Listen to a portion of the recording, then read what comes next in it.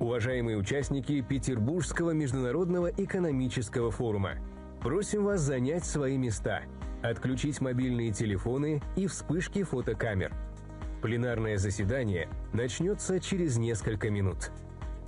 Dear participants of the St. Petersburg International Economic Forum, you are kindly requested to take your seats, switch off your mobile phones, and disable the flash on your cameras. The plenary session is starting in a few minutes.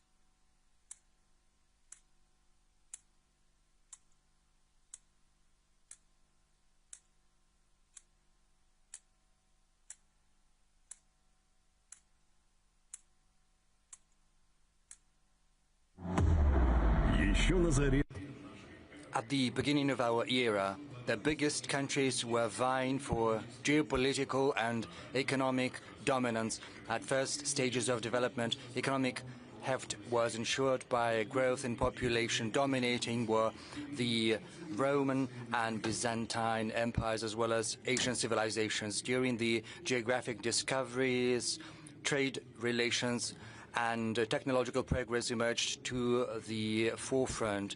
Controlling the world trade and first industrial revolution pushed the Western countries to the forefront. The 20th century saw the main economic development waves initiated by the Marshall Plan, the Council for Economic Assistance, the Japanese economic miracle, as well as by the Asian tigers. But the first beneficiaries were those countries that managed to control that economic growth. In the West, it was most importantly the US. But the 21st century offered us several surprises. The Western coalition was controlling all benefits, and right now this control is slipping. The first wave of economic growth in the 21st century is ensured by the BRICS countries right now. It's a sustainable trend in the world economy. Almost all countries that are going to be the engine of growth in the 21st century are searching for new forms of cooperation and integration. The response is a strengthening of BRICS, the SCO, the Eurasian Economic Union, as well as other formats. The geopolitical realities today require the establishment of a new economic growth platform for the countries of the world majority. To do that, we need to overcome the greatest challenges of the time, ensure the sustainability of multipolar world diplomacy based on the principles of justice and due regard for the interests of one another. This will help us address the issue of fragmentation, both economic and political. We have to protect traditional values, respect for culture and the traditions of one another, ensure an influx of investment into breakthrough technologies for the benefit of humanity. But given all the existing risks, we need to provide equal opportunities, remove social barriers, bring down inequality in the new world, check the degradation of the environment, and improve the environment for people. We need a policy that will help improve global growth, protect shared values, and bring the world closer to a just world. St. Petersburg International Economic Forum, shared values as a foundation for growth in a multipolar world.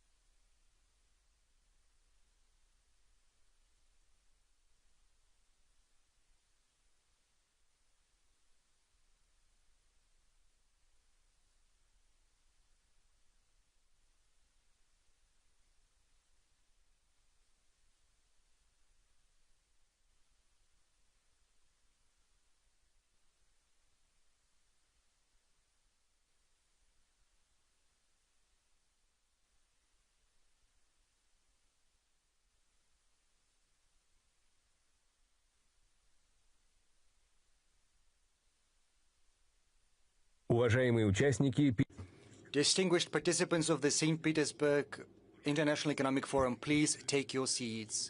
Switch off your mobile devices as well as flashes of your cameras. The plenary session is beginning. participants of the St. Petersburg International Economic Forum, you are kindly requested to take your seats, switch off your mobile phones, and disable the flash on your cameras. The plenary session is starting now.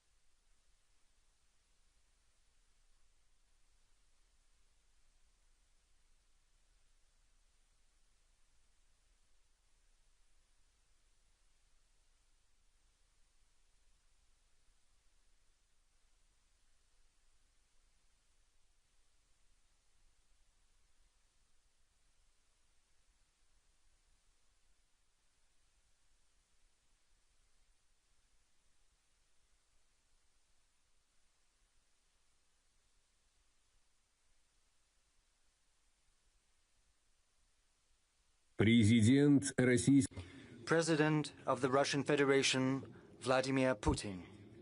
President of the Republic of Indonesia, Prabowo Subianto.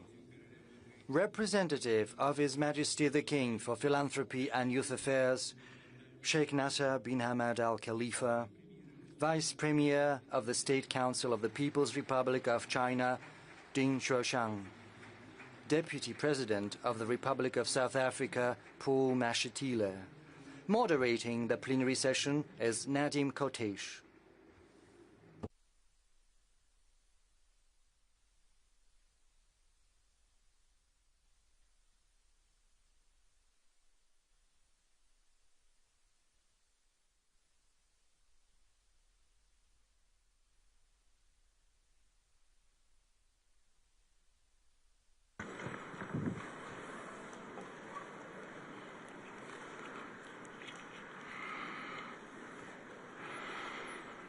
Good evening, everyone.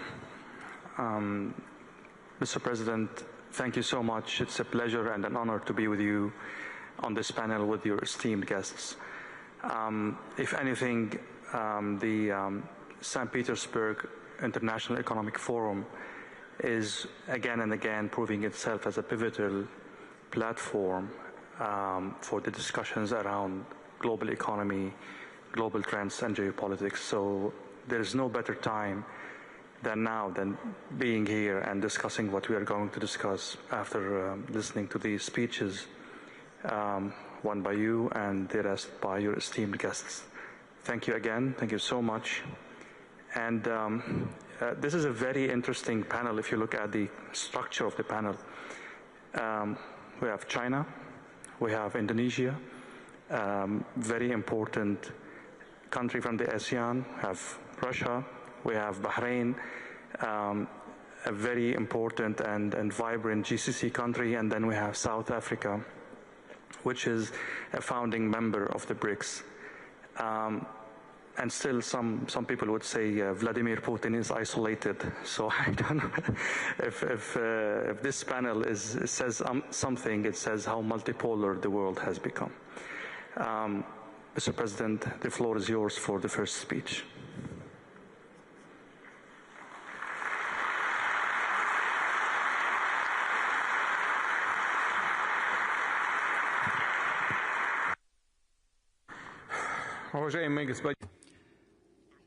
Excellency, Mr. Prabowo Subianto, Your Highness, Sheikh Naser, Excellency, Mr. Ding Xuexiang, Excellency, Mr. President Mashatile, ladies, gentlemen, friends, I welcome all the participants and guests of the 28th St. Petersburg International Economic Forum. Traditionally, it is a platform for substantive, meaningful discussions on the most relevant subjects of this day, and we are glad that these discussions in the forum platforms are attended by representatives of 140 countries and territories. This year, the themes discussed here, and all of them are important, or rather, as colleagues call them, discussion tracks, include the quality of growth in a multipolar world and great challenges. And these challenges include tectonic shifts in global economics and demographics, including the dynamics of the world's population. They also include social, societal, and geopolitical controversies that manifest themselves through crises and regional conflicts that are flaring up anew with greater force. Unfortunately, this is something we are witnessing currently in the Middle East. Finally, these challenges include climate change and acute environmental issues that require a response, as well as a transition to a new technological structure, which is founded upon digital platforms, AI, and autonomous systems that are capable of making decisions without the participation of human beings. The thing is, how do we make sure that these positive technological changes are spread ubiquitously? How do we make sure that these new digital technological solutions are universally acceptable, allowing countries, regions, and cities achieve a new level of development, climbing the ladder of progress, making sure that this technological breakthrough benefits everyone, including in terms of changing societal structure, decreasing level in inequality, as well as higher standards of living. How do we make sure every person has equal opportunities and gets access to knowledge that will help tap into their potential? And how do we implement the fundamental principle of justice? In the course of my address, I would like to dwell on the tasks at hand for Russia. I'll also speak about what we're doing to address these tasks together with the business community, the academia, and civil society. I'll speak about the approaches we propose in order to support economic growth, not just within our country, but also how we create joint mechanisms for global and regional development in partnership with friendly nations. Let me start with an overview of the current state of the Russian economy. Despite a challenging external environment, the Russian GDP over the last 2 years has been growing by more than 4% every year. In other words, that was higher than average across the world. Speaking about the structure of this growth, let me cite a specific criterion indicator which we have dubbed non-oil and gas GDP. It's calculated so as to factor out the influence of industries related to the extraction of hydrocarbons. So this non-oil and gas GDP in Russia in 2023 grew by 7.2%, whereas in 2024 it grew by almost 5%, namely 4.9%. In other words, we see a higher growth rate than across our GDP on average. In other words, the contribution of the commodity-related component into the economic dynamics of our country is no longer defining. Moreover, at the current point in time, it is showing negative dynamics. And by far, the defense industry is not the only thing sustaining the general growth of GDP, despite what some claim. Yes, indeed, the defense industry has played a role, but we have to look at the structure in detail. Over the last 2 years, we see growth in agriculture, industry in general, construction, logistics, services, finance, as well as IT. In other words, almost all key systemically important industries of the Russian economy have been growing. What does it tell us? It tells us that thanks to the efforts of dozens of thousands of companies and enterprises, their teams, managers, thanks to the initiatives and efforts of millions of entrepreneurs, our economy is not simply growing steadily. Rather, it is also gaining in quality, complexity, as well as diversity. The idea of a Russian economy being completely commodity-based and dependent on the exports of hydrocarbons is evidently outdated. It's becoming a thing of the past. Reality tells us a different picture. Russia ranks 4th in the world in terms of the GDP size, and it's the first economy in Europe. And it's, of course, not GDP per capita. This is just the general GDP size. And it is a very important indicator. But it's not enough to achieve this position. It's important to reaffirm it all the time, reaffirm the status of one of the biggest economies. We need to create a conducive environment to make sure that the businesses, both from Russia and from friendly nations, keeps investing resources, modernizing and expanding its production capacities in Russia. Our current task is to make sure our economy is on a trend of balanced growth. This balanced growth implies moderate inflation as well as low unemployment rate. The statistics tells us that yearly inflation rate has decreased to single digits. Right now it's less than 10%. As of June the 16th, it stood at 9.6%. Certainly, a lot still needs to be done, but we keep on targeting the inflation rate. Of course, this is largely thanks to the active efforts by the government in terms of developing supply-side economics, but also the actions of the central bank. At the same time, the inflationary dynamics is better than anticipated by many experts, even better than the forecast by the Bank of Russia, which is something that has allowed us to proceed to a careful loosening of the monetary policy, but the changes in consumer prices doesn't tell us the full picture.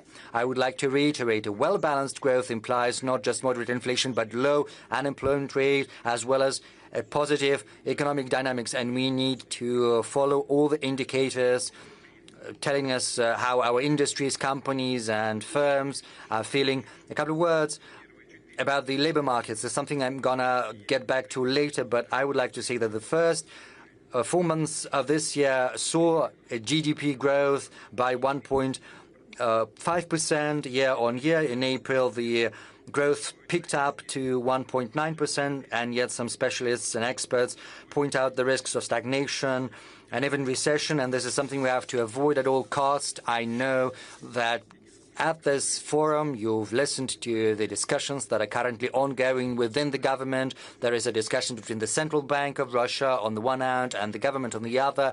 And, of course, you are well versed in the facts. What we need is to pursue a well-informed, careful, fiscal and monetary policy. We need to make sure that our mechanisms are fine-tuned in order to support and stimulate growth. We need to ensure macroeconomic, inflationary and financial stability. In other words, our strategic task is to be active and steady and consistent in changing the structure of the Russian economy, and we've made great headway in that regard.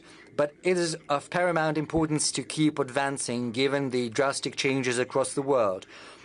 The importance of additional measures to those ends, that is something we discussed during the session of the Council on Strategic Development and National Projects back in December last year. The government, regions, the business, expert community and academia have to work together to improve the long-term economic growth and achieve structural changes in the economy. Let me dwell a little bit on these key aspects we need to address today. First and foremost, we need to change the nature of employment and consumption patterns. We have to create an environment which will stimulate economic activity among our citizens, to make sure that our young people and senior citizens can fully tap into their potential in the labor market so that they can get new competencies, build a successful career, and improve their income. In other words, I'm referring to a transition to an economy of high wages based not on a shortage of labor force, when entrepreneurs have to resort to raising wages so as to vie and compete for workers. Rather, these high wages have to be based on the quality of jobs as well as higher labor productivity. Over the last 4 years, employment in Russia grew by 2,400,000 people. Starting from October last year, across the country, we stabilized the unemployment rate at around 2.3%. We managed to achieve a record low of unemployment rate. We are also witnessing positive dynamics in those Russian regions that traditionally have been facing acute problems in employment. I refer, as colleagues know, mostly to the south of Russia. And right now, we see the unemployment over there half or so. This is thanks to well-informed, stimulating macroeconomic policies as well as active efforts by the regional authorities with the support of federal employment programs. It is also important to integrate up-to-date and cutting-edge technological solutions such as platform-based employment and digital marketplaces. Our colleague from Bahrain has told me that he's just been to the Chechen Republic, and with his own eyes he witnessed the Republic's development. The Chechen Republic is a good example in that regard. I would also like to point out that youth employment is growing. I mean, those young people who are simply entering into the labor market, trying to secure their first job. In terms of youth unemployment, Russia is one of the world's top performers because we have an unemployment rate among the young people at around 7.5%, whereas, just to cite an example, France and the UK are facing the unemployment rates of 16% and 11% respectively. Generally speaking, youth unemployment is a most acute economic and social issue across the modern world. But as we can see, Russia is more or less successful in addressing this problem. We are following the right path and we are coping with it. Of course, there is room for improvement, but I would like to underscore that progress in that field is undeniable. And active youth employment yields results not just in the short term, because a good start, being a highly sought-after specialist in the labor market, this is something that sets the stage for later professional career of a young person and their place in society. It has an influence on their desire to make a family, take care of their parents, raise children, not just the firstborn, but fortunately, a second or the third, and other children. And of course, this helps address social, economic, and demographic development of the country. Moving on, our employment is growing in the industries that create great added value and end products such as high tech, and I also refer manufacturing in IT, tourism, whereas employment in supporting industries such as public administration, trade and finance sees a decrease in employment there.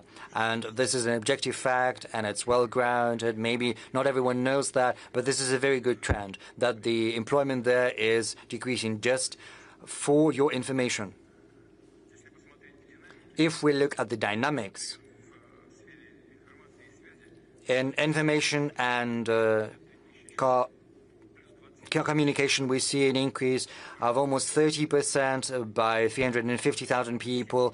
We see a 10.2% growth in manufacturing industry, whereas the number of workers in trade has decreased by 170,000 people, which is minus 3%. These are gradual yet very significant trends that reflect the structural and quality changes we intend to keep working through increasing the efficiency of our economy and introducing digital platform-based decisions and solutions to make sure that we decrease employment in the so-called supporting industries, but we have to provide those who are employed there with an alternative.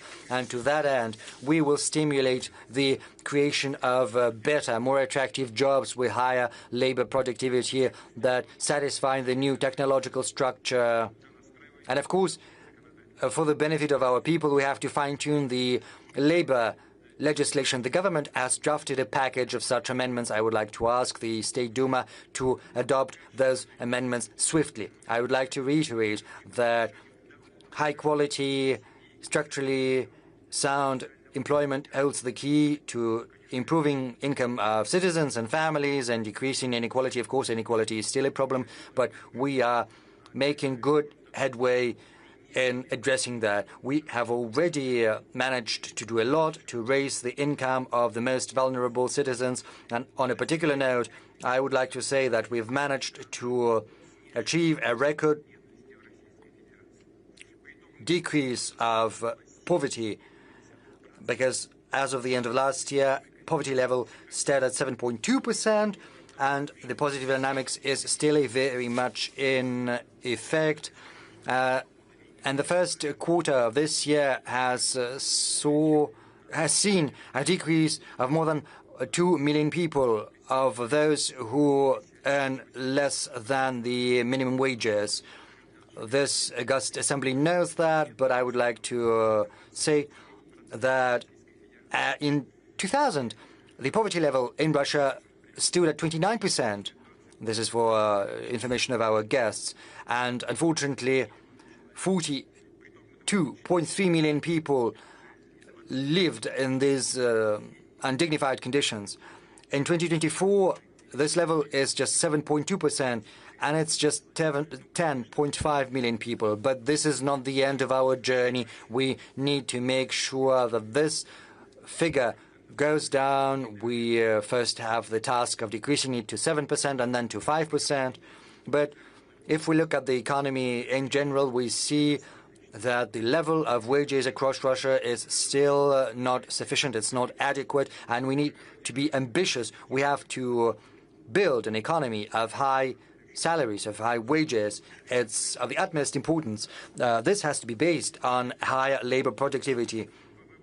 Incidentally, the share of wages in the GDP increased from 40.7% to almost 44% in 2024. So in 3 years.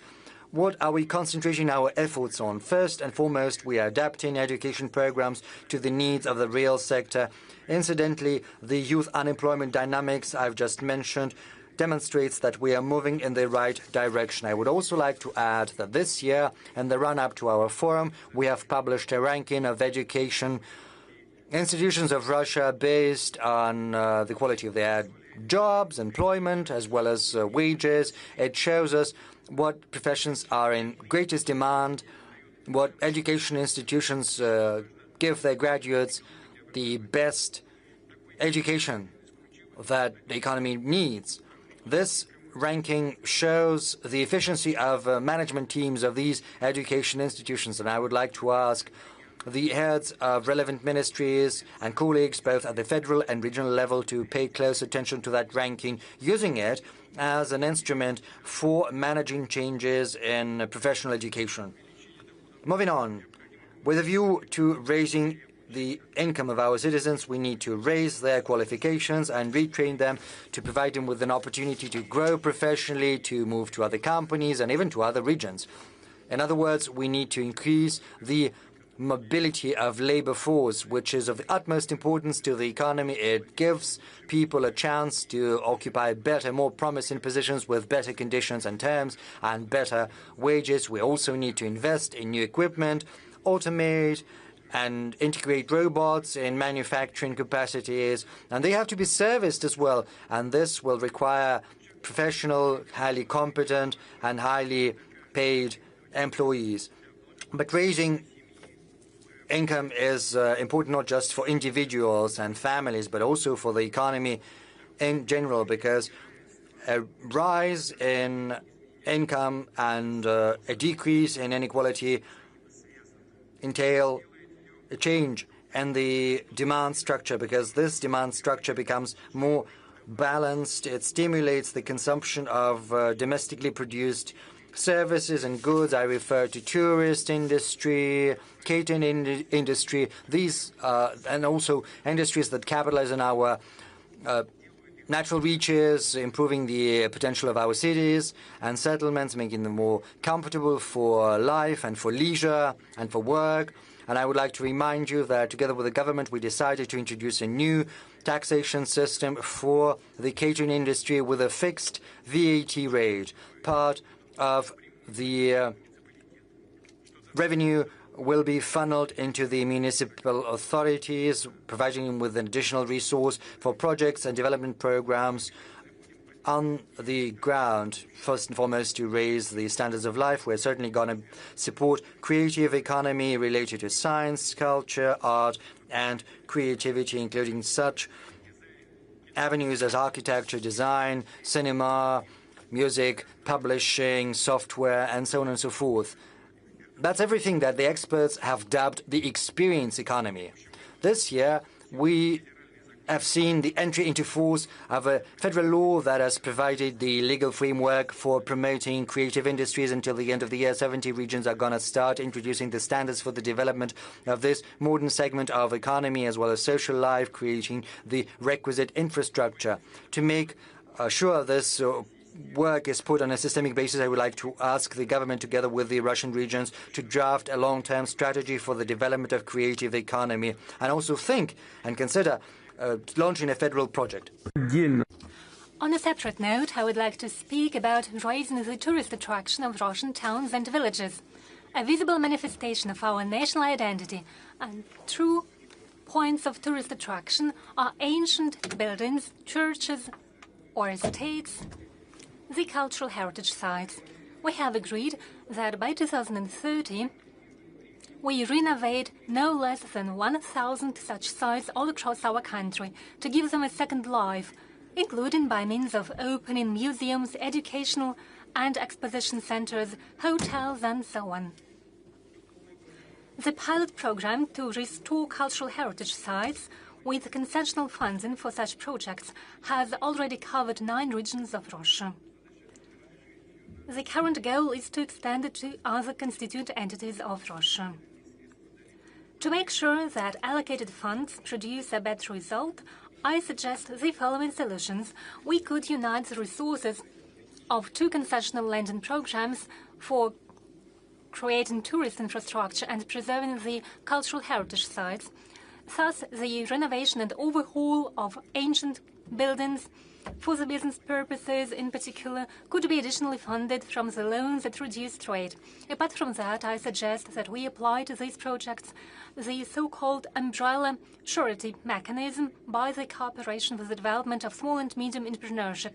Let me add that at cultural heritage sites, there is a complicated investment and construction cycle. All those who are involved in it know it full well. It takes a long time, which we have to reduce where it is justified. We need to get rid of excessive formalism, definitely not to the detriment of preserving historical memorials. I ask colleagues from the Presidential Office to establish a designated interagency platform and come up with solutions on this topic and in general as regards restoration of cultural heritage sites.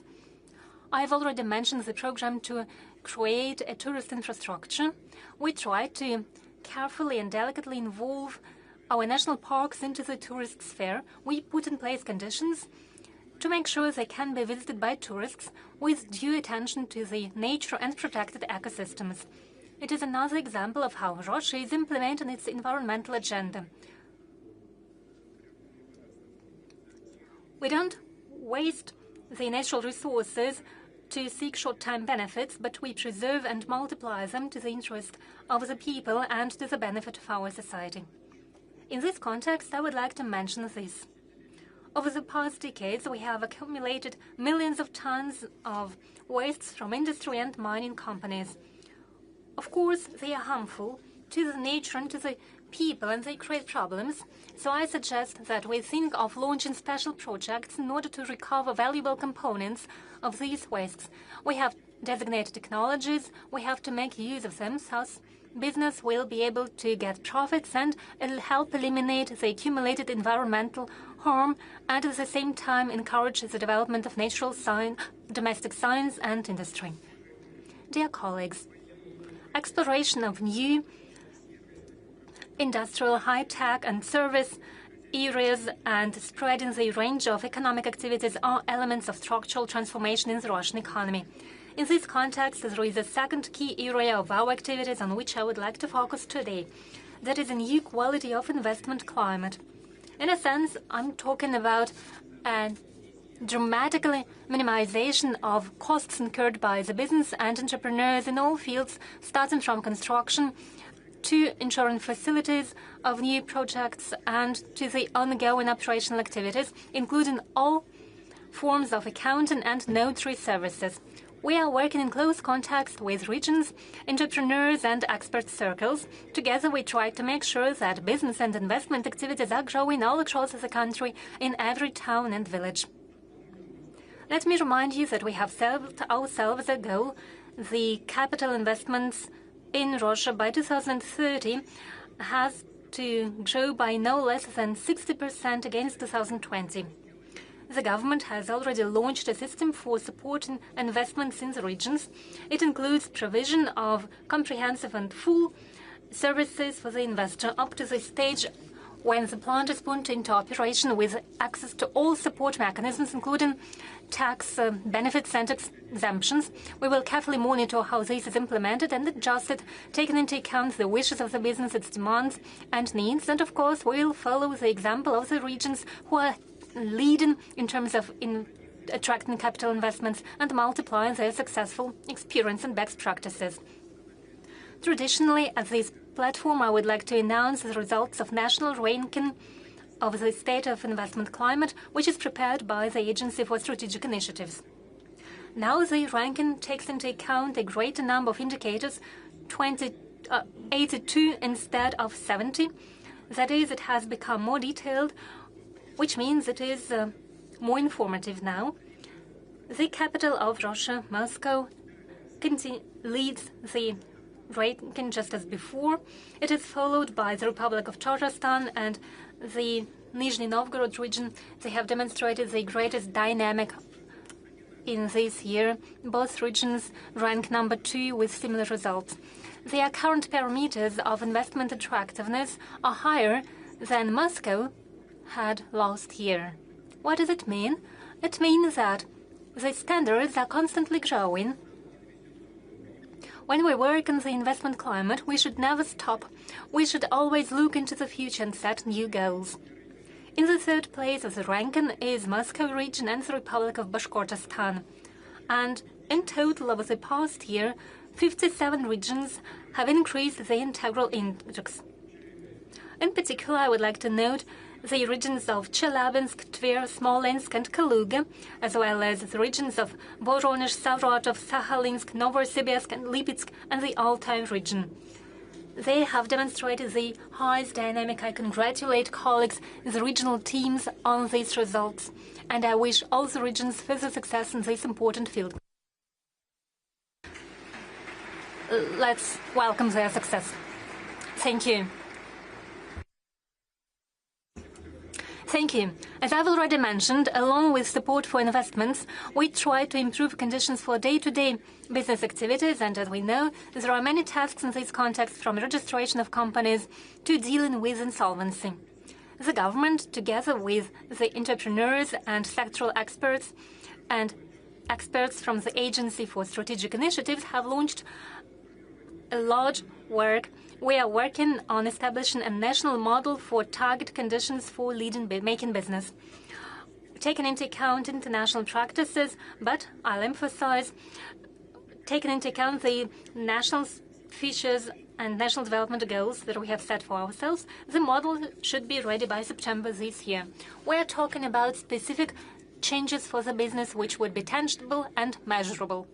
For example, by 2030, we have to almost halve the terms for being connected to power grids, or to decrease the time which is spent for filing and preparing tax documents by 1.5 times.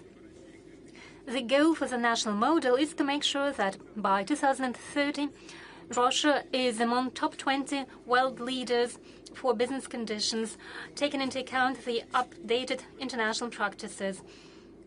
It should serve as an example for our BRICS partners. Most importantly, the business climate has to allow us to enhance the basis of our economy, to make it more sustainable and at the same time dynamic and aimed at producing goods and services and their promotion in the domestic market and for the global export markets. I'll note that compatibility of domestic goods, agriculture, services and many other fields should be based on our own technological solutions. It is the third area of structural transformation. The Russian economy should be more technological. And it's not just a wish.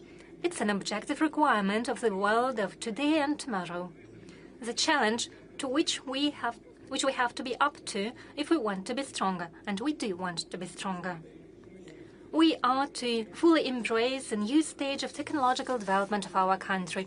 The key instruments will be national projects for ensuring technological leadership. They were launched this year, and together with colleagues we have agreed that events within these national projects will be updated and added. By 2030, the aggregate spendings by the state and business for R&D in Russia should increase to reach no less than 2% of GDP. A special role is to be played by the private business. Its investment for these purposes should at least double. In this context, I would like to stress this.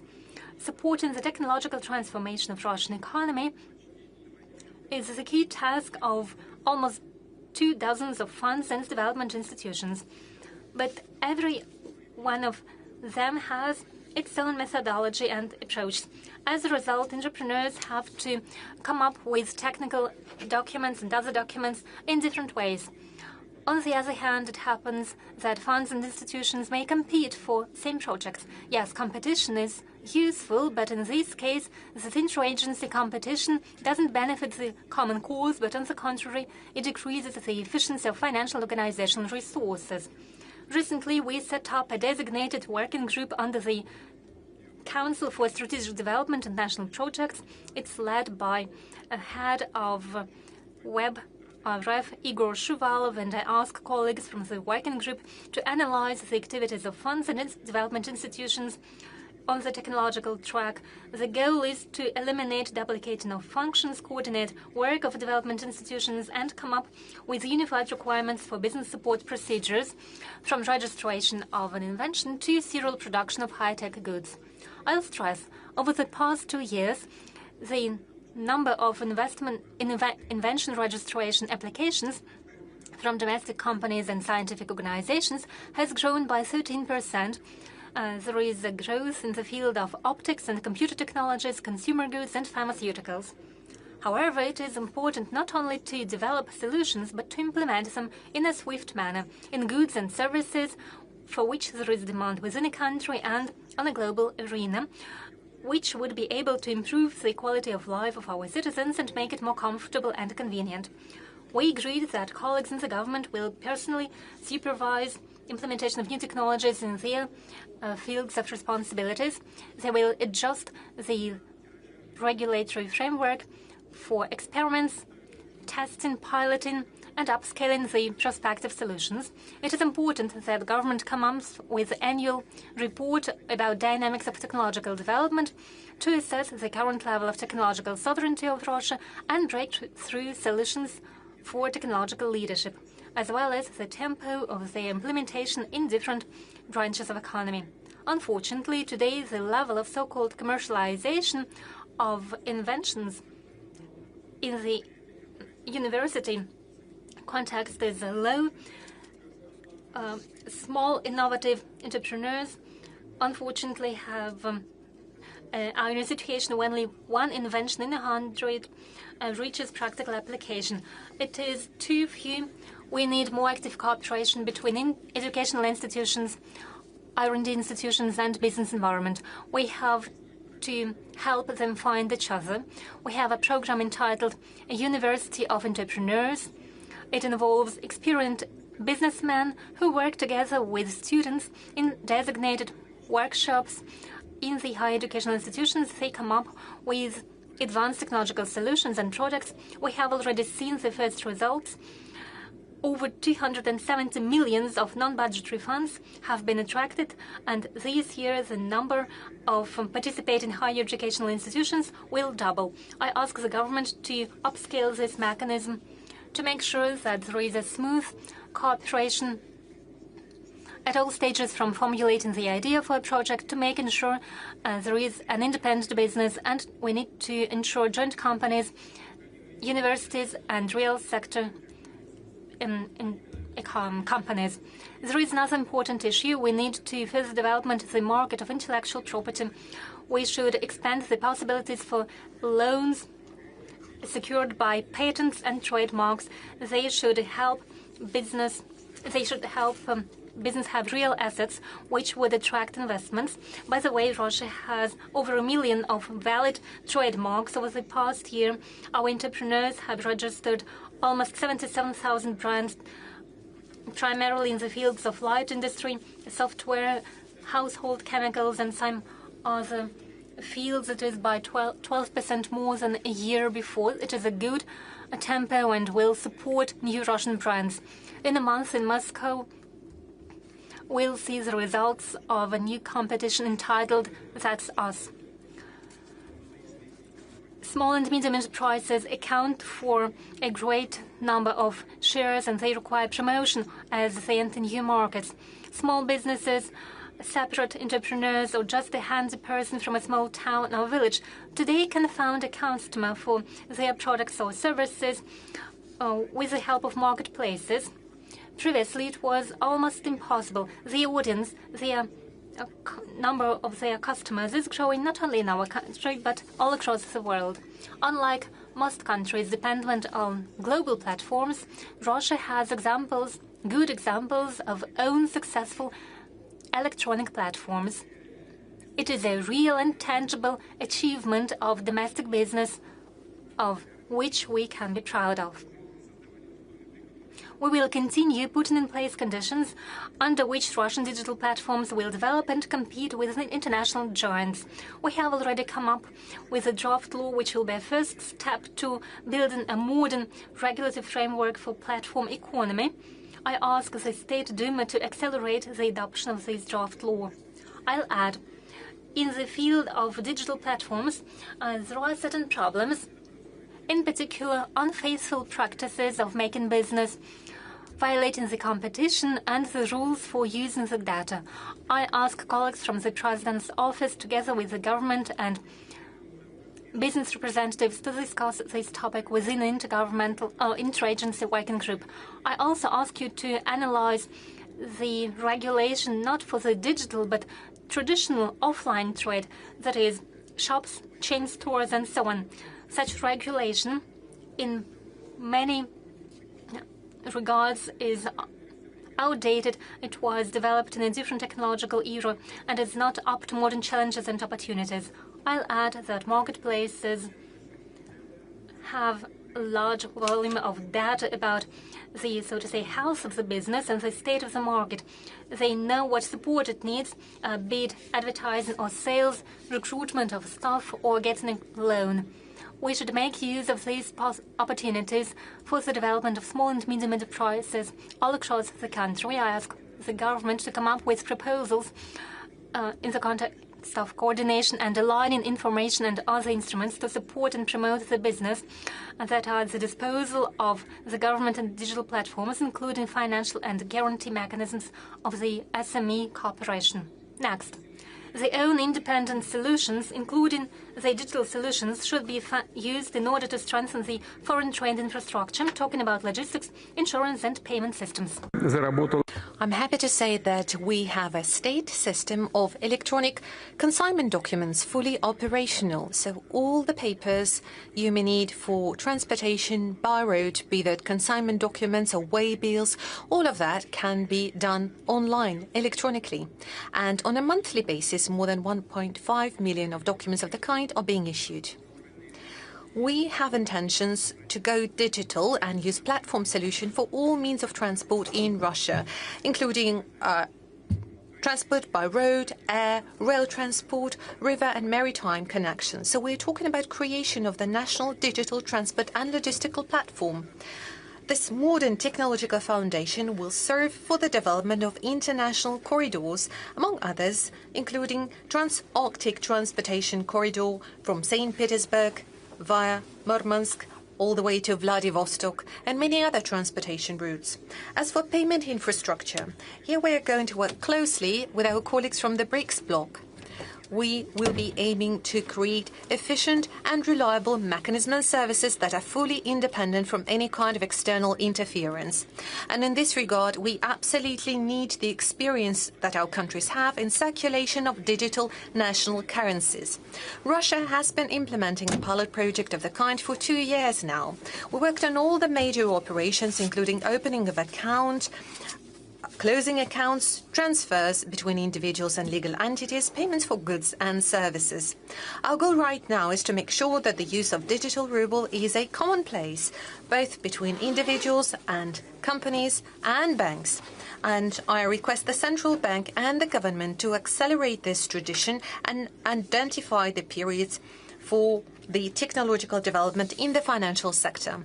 In this regard, the fourth area of structural changes is in the new quality of foreign trade, and that applies both to export and import.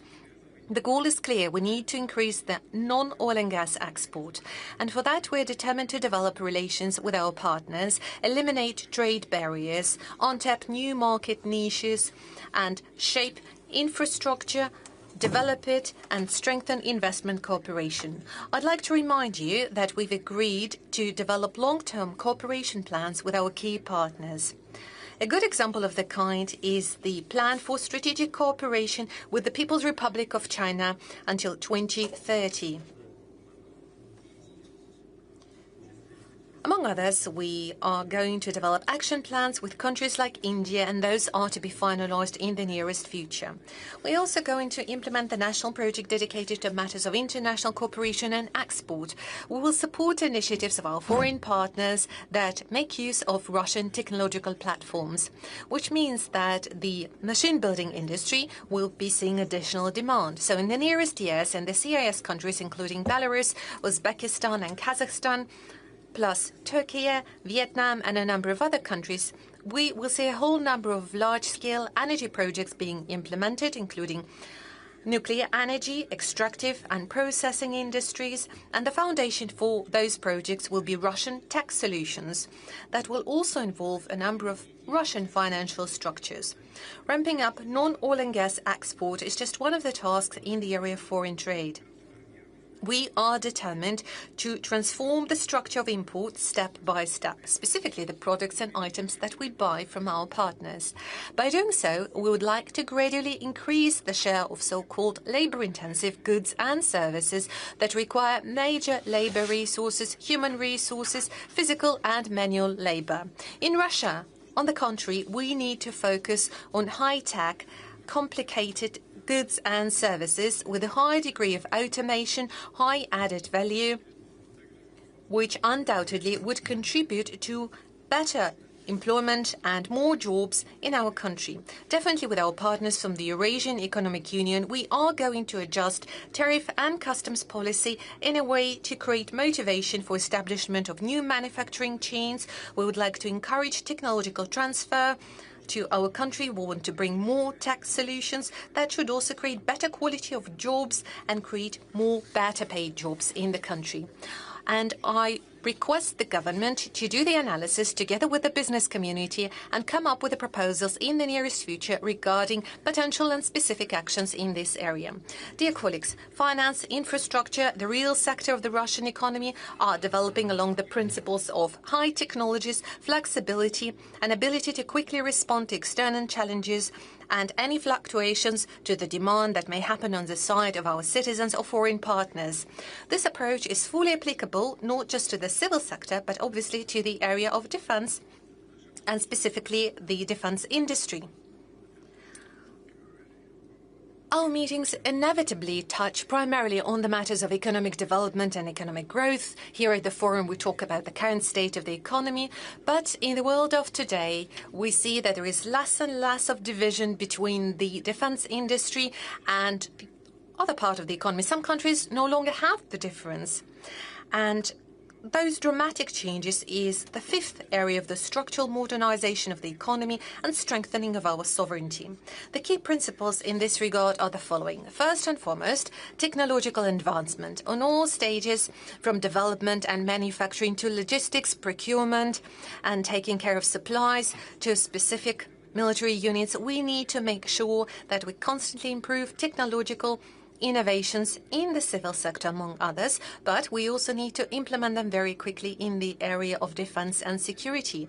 Whenever possible, we need to aim for synergies and adjacencies of the defense industry with the civil sector. We need to take care of the effective production of dual-use goods. Very frequently, there is no need to take care of adjacencies because many goods are dual-use by default, and they are very much in need in maritime and river facilities, aircraft engineering, electronics, manufacturing of medical equipment, agriculture, and more. I will tell you that we need to step away from clearly differentiating the companies between the military industry and those companies operating exclusively in the civil sector. The situation evolves in a way that we see that there are more and more competitors and competition from the high-tech holdings capable of addressing both military and civil objectives. The second point is all about the speed of change. Today, global business leaders, among others some of the Russian companies, may show that time needed from ideation to actual creation of a product can be reduced down to a quarter or even several months.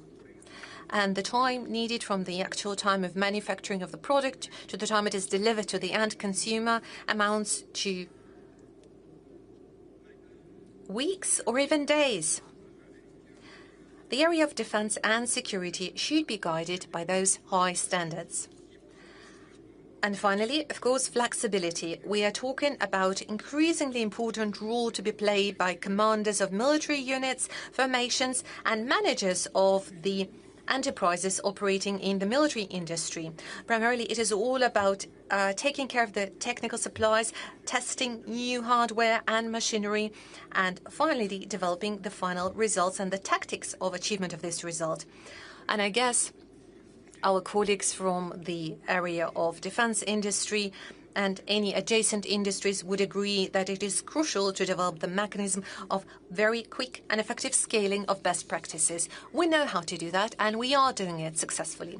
Fourth, economic efficiency is crucial to provide for the task we face in the area of defense. And a good example of the kind is introduction of video surveillance system using artificial intelligence. And it allowed us to dramatically reduce the number of offenses committed, for example, in the city of Moscow. That also applies to the fairly cheap and affordable UAVs. That is a very efficient way to destroy and eliminate very expensive military equipment. Obviously, we're going to learn from the negative experience as well. It is all valuable, building up to ability to make the right decisions. Generally, the defense industry has accumulated good pace, and the enterprises of the industry have been able to increase their produce manifold and are taking care of new weapons and arms production. We are determined to constantly modernize and update military facilities of the armed forces of Russia to make sure they are in line with the latest developments and state-of-the-art technologies that have proven their efficiency in combat conditions. At the same time, we're determined to develop military and technological cooperation with friendly countries. And here we're not just talking about supplies or modernization to supplies of machinery or hardware. It is also about joint developments, preparation of hardware, and creation of industrial capabilities on a turnkey basis. Dear colleagues, today I focused on 5 key areas of structural modernization needed by the Russian economy. And there are national projects already launched focused specifically on those goals. That also includes state programs. They require constant adjustment, taking into account the evolving situation in the world and new opportunities opening up to us. I request the Russian government to digitalize and make sure they monitor the KPIs related to the key structural changes in our economy. I also request you to monitor its dynamic and adjust if necessary. As mentioned earlier, the global economy is living through the largest-scale transformation over the decade. The countries of the global majority are ramping up their potential by adjusting the power balance and changing the economic map of the planet. At the beginning of the 21st century, BRICS countries amounted to 1/5 of the global economy. Well, just 1/5. But today, the BRICS bloc account for 40% of the global economy. It is obvious that this share is set to grow. This is a medical fact. And this is going to happen inevitably. First and foremost, thanks to dynamically evolving countries of the global south. It is important that this growth is becoming increasingly sustainable, embracing more and more countries.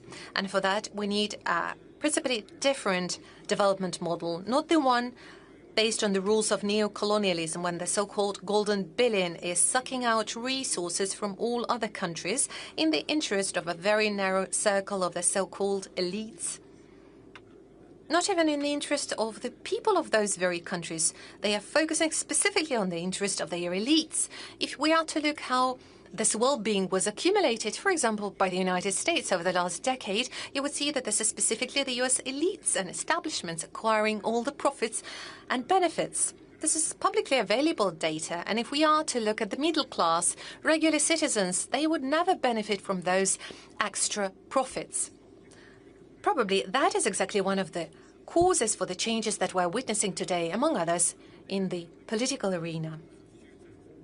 And we need to make sure that all of those changes are contributing to better quality of lives of people in our countries. It has to be translated into better quality of education, science, technologies, and infrastructure. And those are the priorities set by Russia, who is implementing its own agenda. Strategic areas that I have highlighted today require stable long-term capital flows, among others from international companies and investors. And in order to provide for that, we have to create an open and fair platform for global growth that will unite investment mechanisms and technological standards, financial and logistical services, trade instruments and other solutions. I will reiterate, the goal per se is not to modernize the outdated mechanisms of the era of globalization. They are outdated. They have discredited themselves. We need to come up with a new model of development free of any kind of political manipulation, taking into account national interests of the countries. And obviously, this model should be focused on the needs of our citizens and their families. At the BRICS summit that took place this autumn last year in the city of Kazan, 35 countries came together, representing 2/3 of the population of planet Earth and half of the global economy. They all expressed shared understanding of approaches needed for the future world. Today, the BRICS countries set the bar by choosing and favoring the so-called human-centric industries. They are launching the largest projects to improve the quality of life. The BRICS countries are implementing large-scale initiatives in the area of nuclear energy and aviation, new materials and IT industry, robotics engineering and artificial intelligence. Certainly, particular attention is being paid to strengthening connection within the BRICS bloc. The mutual goods turnover of our countries has already exceeded $1 trillion and continues to grow. All of that are elements of the global platform for growth. They are founded on the key principles of BRICS, that is primarily consensus, parity, accounting for the interests of one another. It is particularly important to highlight that we are open to anyone who would like to join us in this work, because the bigger is the circle of the countries involved in shaping and development of this platform, the more solid and efficient it will be, the more benefits it can generate for all who is aware of their responsibility to the future generations. Russia welcomes all of its partners to make their contribution to shaping new global growth model. Together, we can provide for prosperity of our countries and stable development of the whole world for many, many years to come. And this is exactly why this year in Moscow we conducted the Open Dialogue, where we had participants of more than 100 countries. We intend to make this format regular, and we'd like to build a whole ecosystem around it where we could discuss and elaborate on implementation of breakthrough ideas.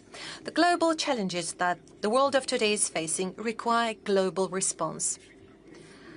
No country alone could resolve those countries, the more so at the expense of others. It is no longer possible. It is an illusion.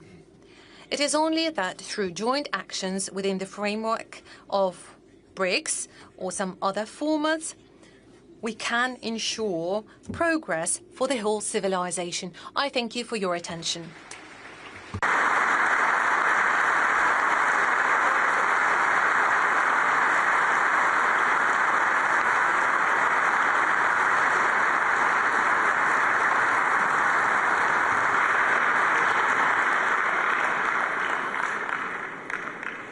Mr. President, thank you so much for the speech that actually set the stage for a very interesting debate after the rest of the speeches. I give the floor to the President of the Republic of Indonesia, Prabowo Subianto. The floor is yours.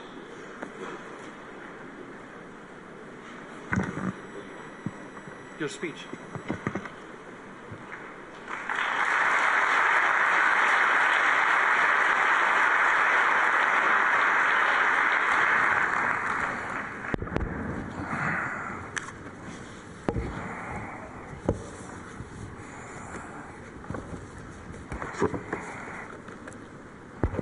Your Excellency, President Vladimir Putin, President of the Russian Federation, Your Excellency Prince Naser bin Hamad Al Khalifa, National Security Advisor to the King of Bahrain, Your Excellency Paul Mashatile, Vice President of South Africa, Your Excellency Mr. Ding Xuexiang, Vice Premier of the People's Republic of China, distinguished ministers, business leaders, ladies and gentlemen, participants of this forum. I'm honored here today to be invited and to speak in this forum, the St. Petersburg International Economic Forum 2025. This forum is a forum that combines and gathers leaders from the West, the Global South, the East, and where Eurasia meet. Indonesia views the summit as an opportunity to forge strategic trust, an opportunity to make deals in an increasingly complicated geopolitical situation. Deals that can benefit our shared survival and our shared success. On this occasion, I would like to introduce myself. I am prowess Subanto, President of the Republic of Indonesia. I've just been inaugurated on 20th October 2024, and this is my first International Economic Forum, so I apologize if I'm a bit nervous.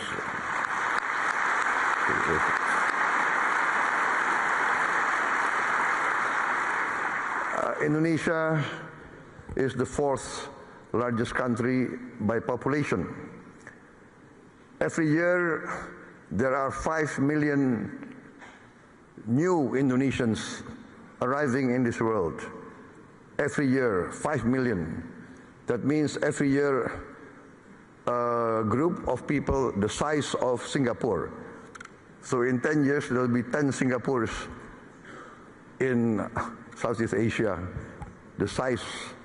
I give this as an illustration of the size of Indonesia.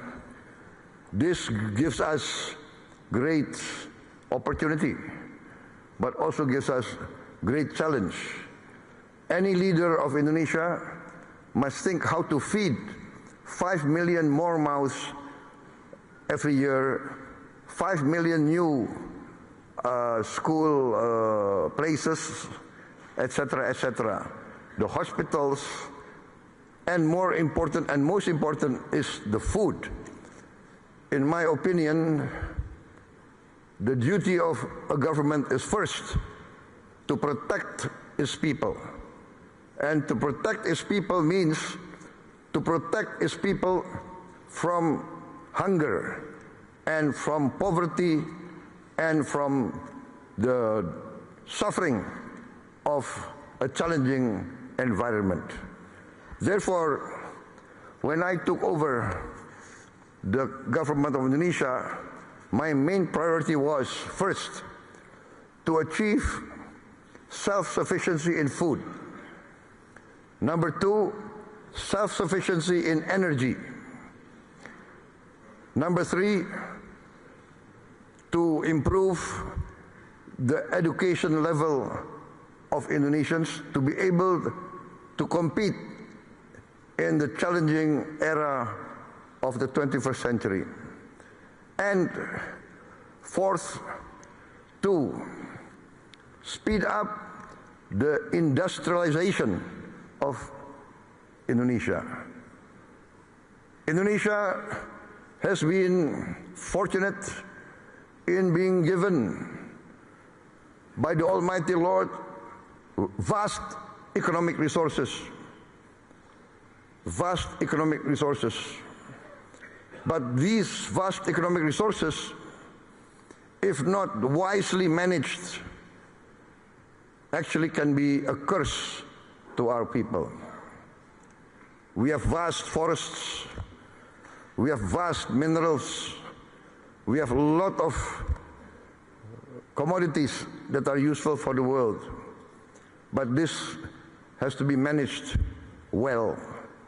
And therefore, in my opinion, every country needs its own economic policy and its own economic philosophy.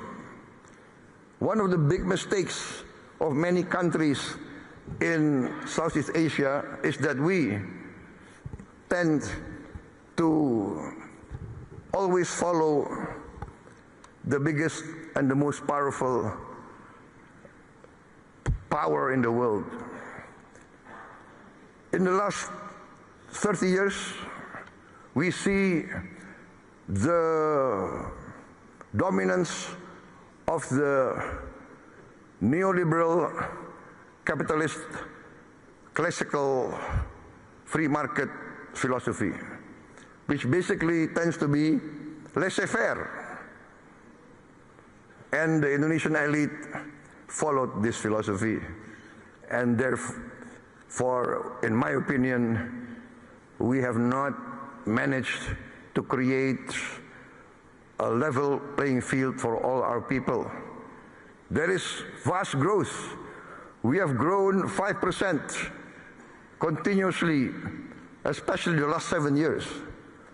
Yes, 35% in 7 years, but we have not managed to have this so-called trickle-down effect. The wealth remains at the top less than 1%. And this is not a formula for success, in my opinion. Therefore, my position is this, that each country must follow its own economic philosophy. The economic philosophy that is in tune and that can be accepted by each country's culture and each country's background. Therefore, I have chosen the path of compromise, the path of the best of socialism and the best of capitalism. Pure socialism, we have seen, does not work. It's utopia. Pure socialism, we see many chances and many cases people do not want to work. Pure capitalism results in inequality, results in only a small percentage enjoying the fruits of the wealth. But our path is the path of the middle way.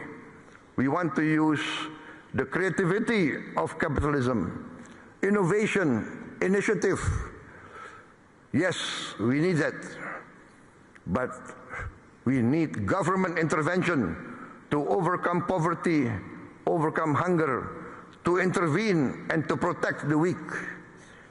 Because there's a danger in developing countries like Indonesia of what we consider the danger of state capture. The collusion between big capital business and government officials and political elite. In the end, the collusion between these two groups does not result in the alleviation of poverty and the widening of the middle class. Therefore, we have chosen the philosophy which, in essence and in simplicity, can be reduced to one sentence. The greatest good for the greatest many. That is our philosophy. Our government must work to bring the greatest good to the greatest many. And in this case, we have to have a clean government, free of corruption. And this, I think, is the key of rapid development. I am proud to stand here before you. In my 7 months of administration, we have achieved an increase in rice and corn production of around 50%. And this is the greatest increase production in the aggregate in the history of the Republic of Indonesia. And we have now in our government warehouses 4.4 million tons of rice, which is the largest reserve in the history of the Republic of Indonesia in just a few months of my administration. We increased efficiency, we fight very strongly against corruption, we deregulate, we cut all the regulations which increase inefficiency, and we have seen the rapid results. I believe that if Indonesia can play a good role, a positive role in international relations, for instance, our participation in BRICS, we thank the government of Russia for supporting us to be a member of BRICS very fast. I think we are one of the fastest members to be accepted in BRICS. Also, Madam President, former President of Brazil and President of the New Development Bank, we are also accepted into the member of New Development Bank, also very fast. We thank also the government of China for supporting us and the government of South Africa. And we believe that together BRICS can contribute significantly to stability, prosperity of the world.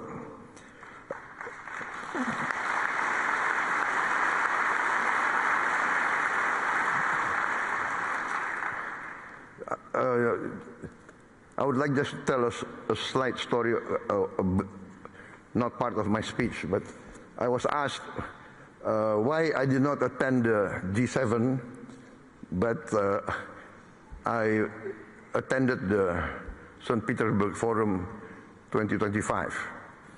And it's not because I did not respect the G7, it's because I gave my commitment to attend this forum before they invited me. So that's the only reason.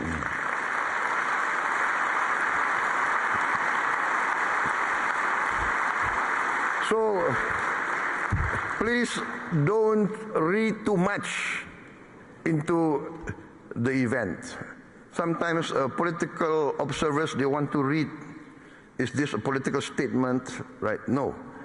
Indonesia, by tradition, always non-aligned. We respect all countries. Our foreign policy is very simple. One phrase: 1,000 friends, too few. One enemy, too many. We want to be friends with everybody.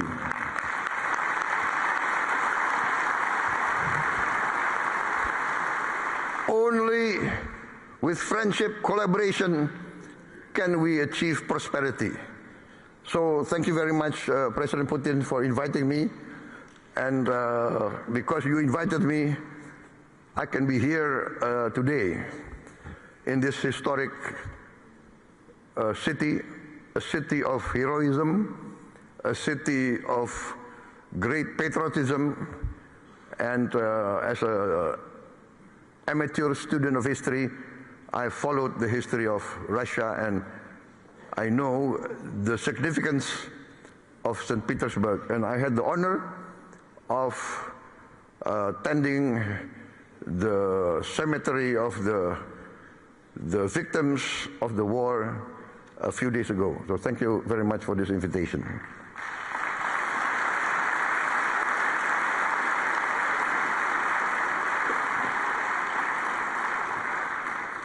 For many times I have said in many forums that Indonesia has chosen the path of non-alignment.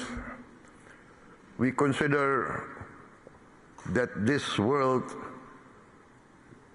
must develop into a multipolar world and is developing towards a multipolar world. The world of unipolar centrality is past. This is the trend of history. This is what's happening in front of us. And So I value very much the leadership of Russia and the leadership of also China. And I want to be very frank, in the present world, in the global south, I think many from the global south will agree with me. Russia and China has never had double standards. Russia and China has always defended the downtrodden, has always defended the oppressed, has always fought for the justice of all peoples of the world. So I say this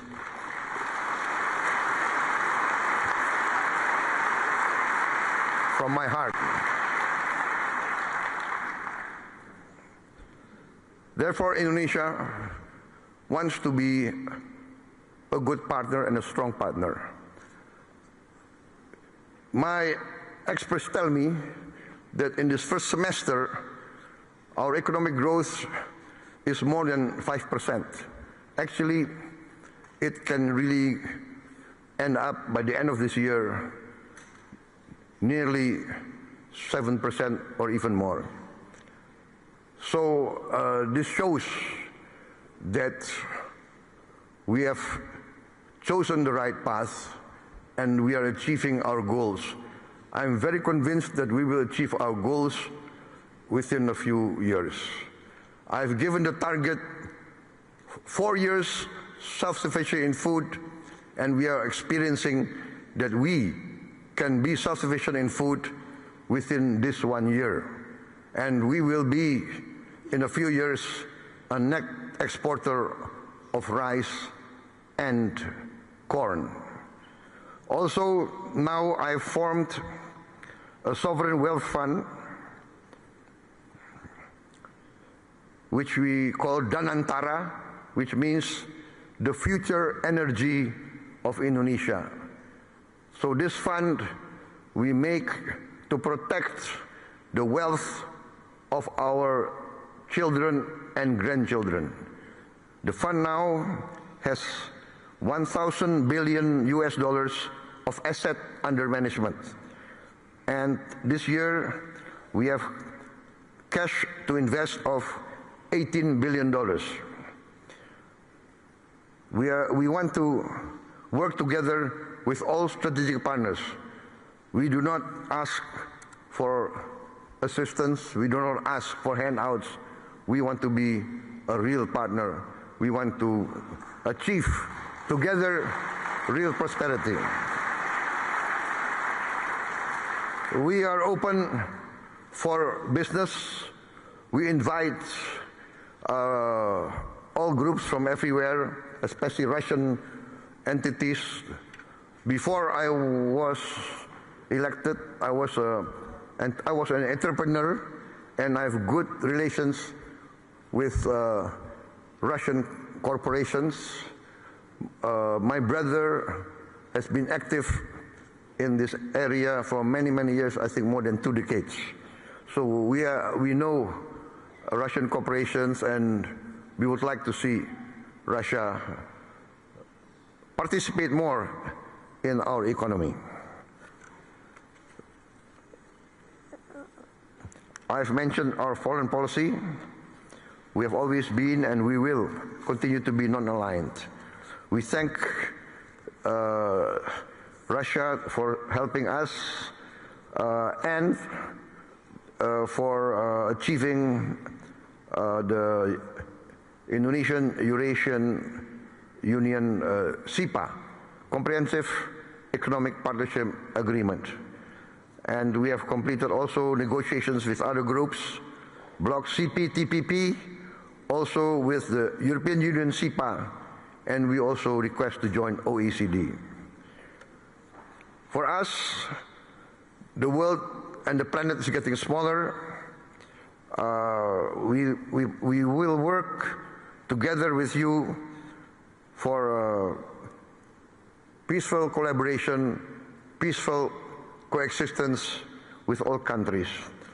We view with sincere regret the escalation and increase of conflicts around the world, especially in the Middle East, and we hope that all parties can come to a peaceful resolution as soon as possible.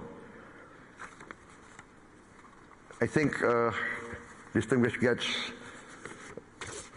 I've come to the end of my short speech. I apologize if what I say is not what is expected of me, but what I say comes from my heart. Thank you very much.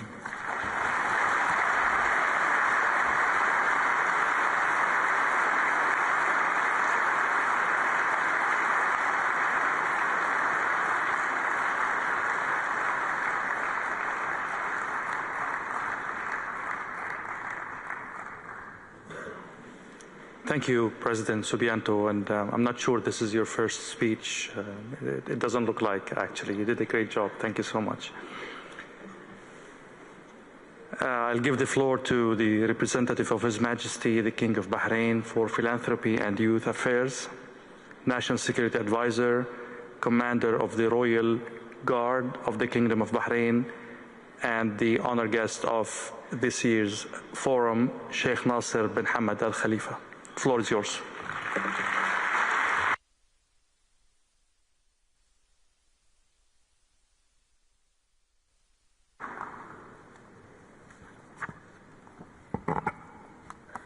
Bismillah ar-Rahman ar-Rahim. In the name of Allah, the Gracious and the Merciful, Your Excellencies, Your Excellency President of the Russian Federation, Mr. Vladimir Putin, President of a friendly nation of ours, Excellencies, distinguished guests, peace be upon you and the blessings of Allah. From the outset, I would like to express my deepest gratitude to the government of the Russian Federation for the kind invitation extended to the Kingdom of Bahrain to attend this year's forum. We would like to address special thanks to His Excellency President Vladimir Putin for his gracious invitation extended to me to participate in this forum as a speaker. I would also like to give you the greetings from His Royal Majesty, the King. May Allah save him. And also greetings from the Crown Prince of Bahrain, Prime Minister of Bahrain. May Allah preserve him as well. It gives me great pleasure to remember His Royal Majesty's visit to Russia in May 2024. And the course of that visit, he met with Your Excellency, Mr. President. This meeting was an important stage in the development of our bilateral relations of trust and friendship, as well as our mutual desire to further reinforce those ties. And this is evidenced in particular by the participation of the Kingdom of Bahrain in this year's forum. Distinguished colleagues, the economic policy pursued by the friendly nation of Russia under the leadership of President Putin is the engine of stable economic growth of Russia. This policy plays an important role in developing such strategically important industries as energy and industry. This certainly has a positive influence on the international investment climate. Russia is reinforcing its economic ties with the countries of our region as well as with the countries beyond our region. It also contributes to fostering new trade and economic opportunities whose potential we're trying to tap in. And I would also like to remind you something. I'm sorry, I'm a poet and I love poet, and I would like to remind you the words of Alexander Pushkin in his poem Monument. He says, "And for a very long time shall I be favored by the nation because I've been trying to give rise to good sentiment with my lyre. And this policy is not confined to figures or statistics. This policy has a soul. Indeed, we're currently attending an economic forum, but statistics is not the only important thing at this forum. This forum is also important in that it represents a hope. It manages to kindle in the hearts of the citizens. It also has an important impact on everyone. We've got a strategy developed by the Kingdom of Bahrain until 2030 that has been adopted under the wise leadership of the Kingdom. The 2030 vision is not just a strategy. It is also kind of a roadmap for building a sustainable future.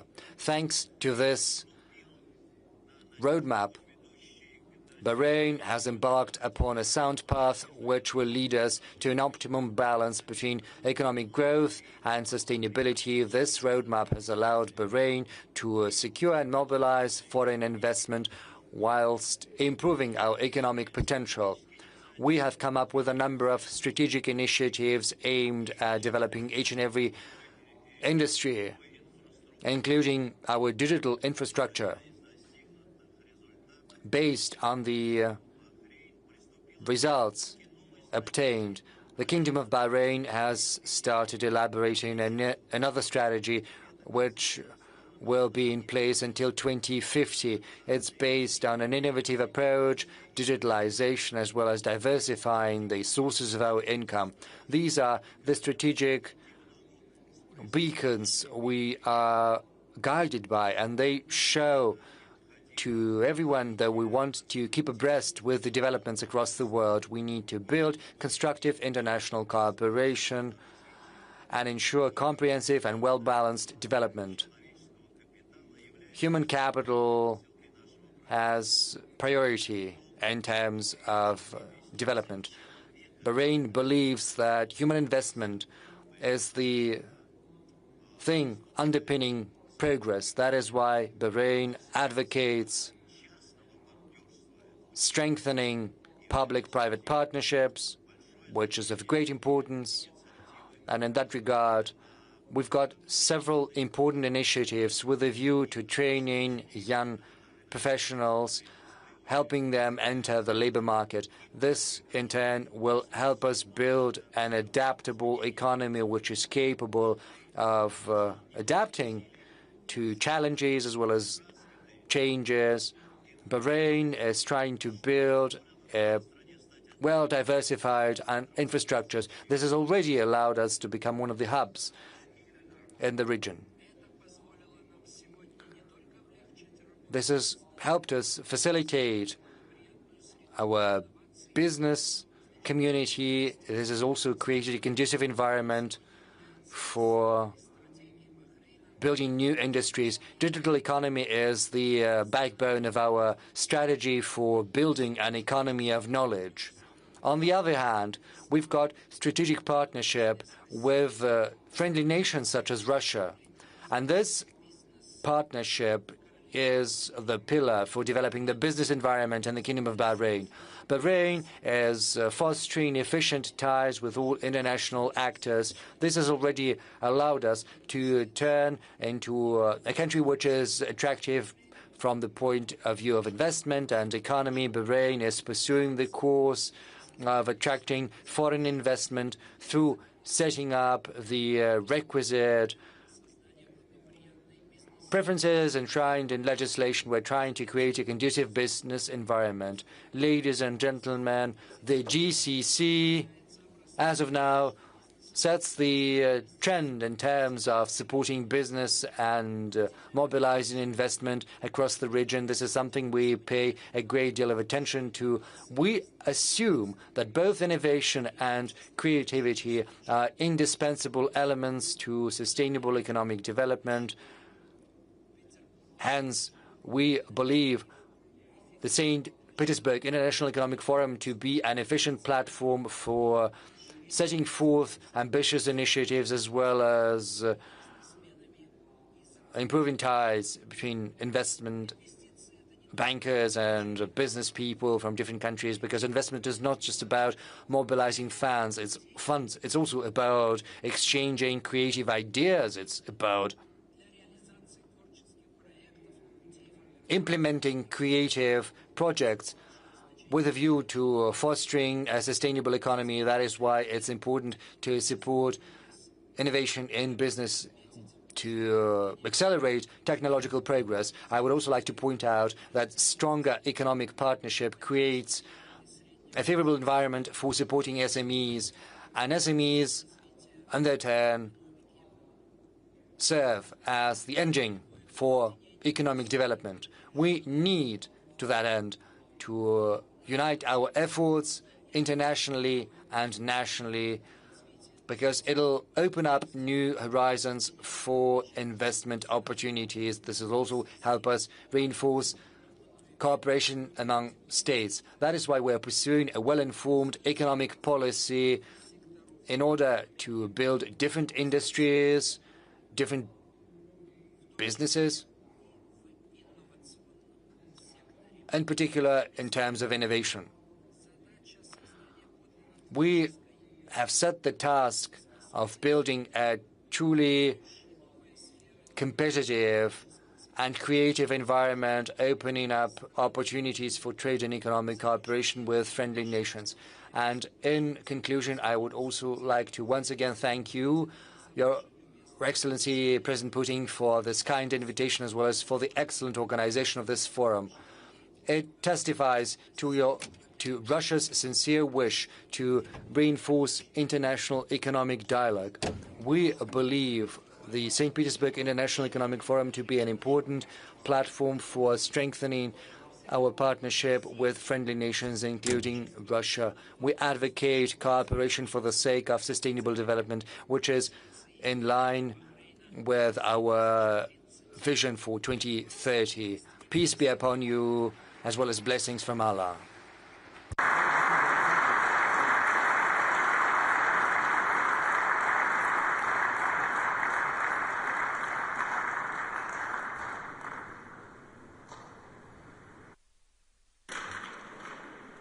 Thank you, Sheikh Naser. The address by the Vice Premier of the State Council of the People's Republic of China, Ding Shuxiang. The floor is yours.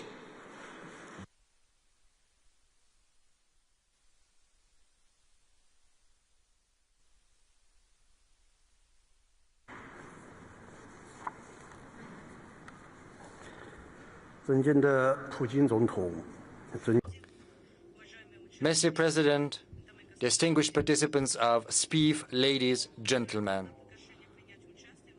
I'm glad to have this invitation to participate in the 28th St. Petersburg International Economic Forum, which this year is dedicated to an important theme, a very relevant theme: shared values as a foundation for global growth in a multipolar world. First and foremost, on behalf of China's government, let me offer you greetings and my congratulations on the successful opening of the forum. 10 years ago, President Xi Jinping of China spoke at the UN General Assembly. Back then, he said that peace, justice, development, and freedom were important. These were universal human values, as well as the noble mission of the United Nations. These values are what allows us to overcome ideologically motivated paradigms of thinking and uniting humanity. This was positively received by the international community. Right now, we see unprecedented changes, and right now we see a rise in protectionism as well as one-sided actions. We see the hegemony of diktat of power. Geopolitical conflicts are flaring up. We are witnessing the emergence of new risks. Right now, humanity is facing a great number of shared global challenges. But referring back to President Xi's words, we believe we should remember the universal human values. We have to implement the concept of shared future of humanity. We also have to implement the ideas of global security and global development. We have to ensure all-inclusive globalization for the sake of a safe and prosperous future for everyone across the world. And that said, I would like to share the subsequent ideas with you. First, global governance should be based on cooperation. Global challenges require global solutions based on dialogue. And all countries should have the right and should have the voice in managing our planet. We have to ensure multilateralism as well as equal rights, equal chances, as well as equal rules for each and everyone. 8 years ago,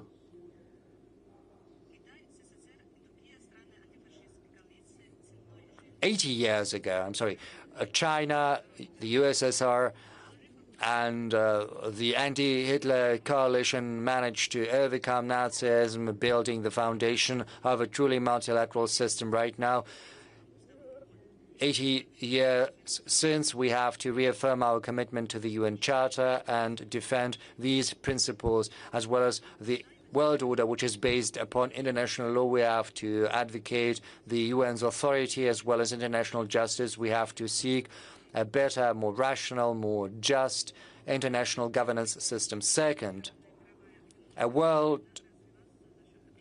open, diversified world economy benefits everyone. But due to anti-globalism, the 2030 agenda is facing significant difficulties. Amid this environment, we have to remember the principles of mutual benefit as well as mutual development. We have to support the international trade system as well as the international economic order. We have to support trade facilitation as well as investment so as to make sure that economic globalization benefits more all countries. China is trying to address the imbalances as well as inequalities in the world economy. We are helping more than 160 countries. And with more than 150 countries, we've managed to foster high-level cooperation as part of the One Belt, One Road initiative. There is a number of emblematic projects. We've also set up a global development foundation, and we've made a huge contribution to global development. We will keep deepening our cooperation with developing nations, while providing greater attention to our partnerships and partners from the Global South with a view to modernization on a mutual basis. Third, civilizations have to complement one another. Civilization development needs mutual enrichment. We need to develop these civilizations based on tolerance, dialogue, and mutual respect. They have to be respected as well as respected the right of peoples to choose their own future. We also have to avoid a new Cold War as well as ideological confrontation in all its manifestations. China speaks in favor of openness as well as tolerance. We advocate harmony whilst preserving our differences. There is this dialogue on civilizational dialogue and the Conference on Civilizational Dialogue. There's also a special resolution of the UN General Assembly that have been adopted, and working together with all of our partners, we're trying to make sure that each and every civilization prospers, to make sure that they are enjoyed by everyone. And of course, every civilization and every country have to have the right to preserve their own uniqueness. Peace helps development, and development ensures sustainable peace, and we've got to take the responsibility for peace on our planet. We have to reinforce mutual confidence and respect and ensure security. We have to help resolution of conflicts in the hotspots across the world. We have always spoken in favor of cooperation and development, and we stand willing to work and cooperate with every nation that is in favor of peace and development. And we have to pass down this legacy from one generation to another. Ladies, gentlemen, friends, China and Russia are permanent members of the United Nations Security Council. They're also leading emerging markets of the world, and as such, we have been long-standing friends. Our friendship has been enshrined. We are also reliable partners, supporting one another. Last month, at the invitation of President Putin, President Xi Jinping paid a state visit to Russia, attending the celebrations of the 80th anniversary of the victory in the Great Patriotic War. The heads of two states agreed to keep reinforcing strategic cooperation and interaction, speaking in favor of preserving the legacy of the Second World War, as well as the principle of international justice. So together with our friends from Russia, we will keep putting into practice the important agreements secured by the two leaders, and will promote more global peace and global development. We will also improve global governance.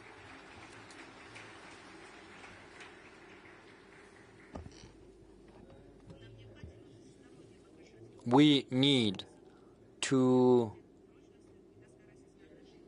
improve, deepen, strengthen and reinforce Russian-Chinese cooperation. Also in such formats as the Eurasian Economic Union and in other formats, we have to build a high-quality infrastructure, tap into our resource potential, and also ensure the complementarity of economic structures of Russia and China, developing our cooperation in energy, aviation, space exploration, AI, and so on and so forth. We also have to improve the material basis for our comprehensive strategic cooperation and interaction for the benefit of both our nations. We also have to keep coordinating our efforts in international platforms, including the UN, promote the SCO and BRICS. And we also have to improve the participation of the Global South in global governance in the interests of a multipolar, more just and more prosperous world. Ladies and gentlemen, friends, currently China is comprehensively, promoting, building a strong state through modernization this year. In spite of adverse external economic environment, China still keeps positive economic dynamics. Our GDP grew by 5.4% within the first several months of this year. We are one of the leading economies. We're also developing our international trade despite difficult economic environment, and it demonstrates to the whole world the resilience as well as the viability of our economy. We will also pursue more active macroeconomic policy aimed at supporting employment and the business community, as well as stabilizing the market. Anticipations will also promote predictable, high-quality development in response to uncertain and highly volatile external environment. Will also help revive the Chinese economy. Whatever happens outside, China's doors will only open further. We steadily promote openness, in particular through institutionalizing it, to make sure we have a better business environment based on the best principles. We will be happy to have everyone in China, and we stand ready to share with you the opportunities for the modernization and development of China. Yes, the road to multipolarity is going to be arduous, but it holds the promise of a bright future.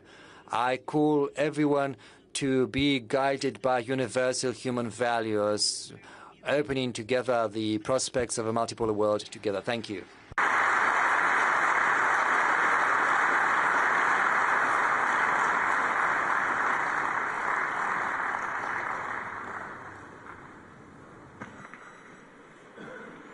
Thank you, Mr. Shusyang. The floor now is for the Deputy President of the Republic of South Africa, Paul Mashatile.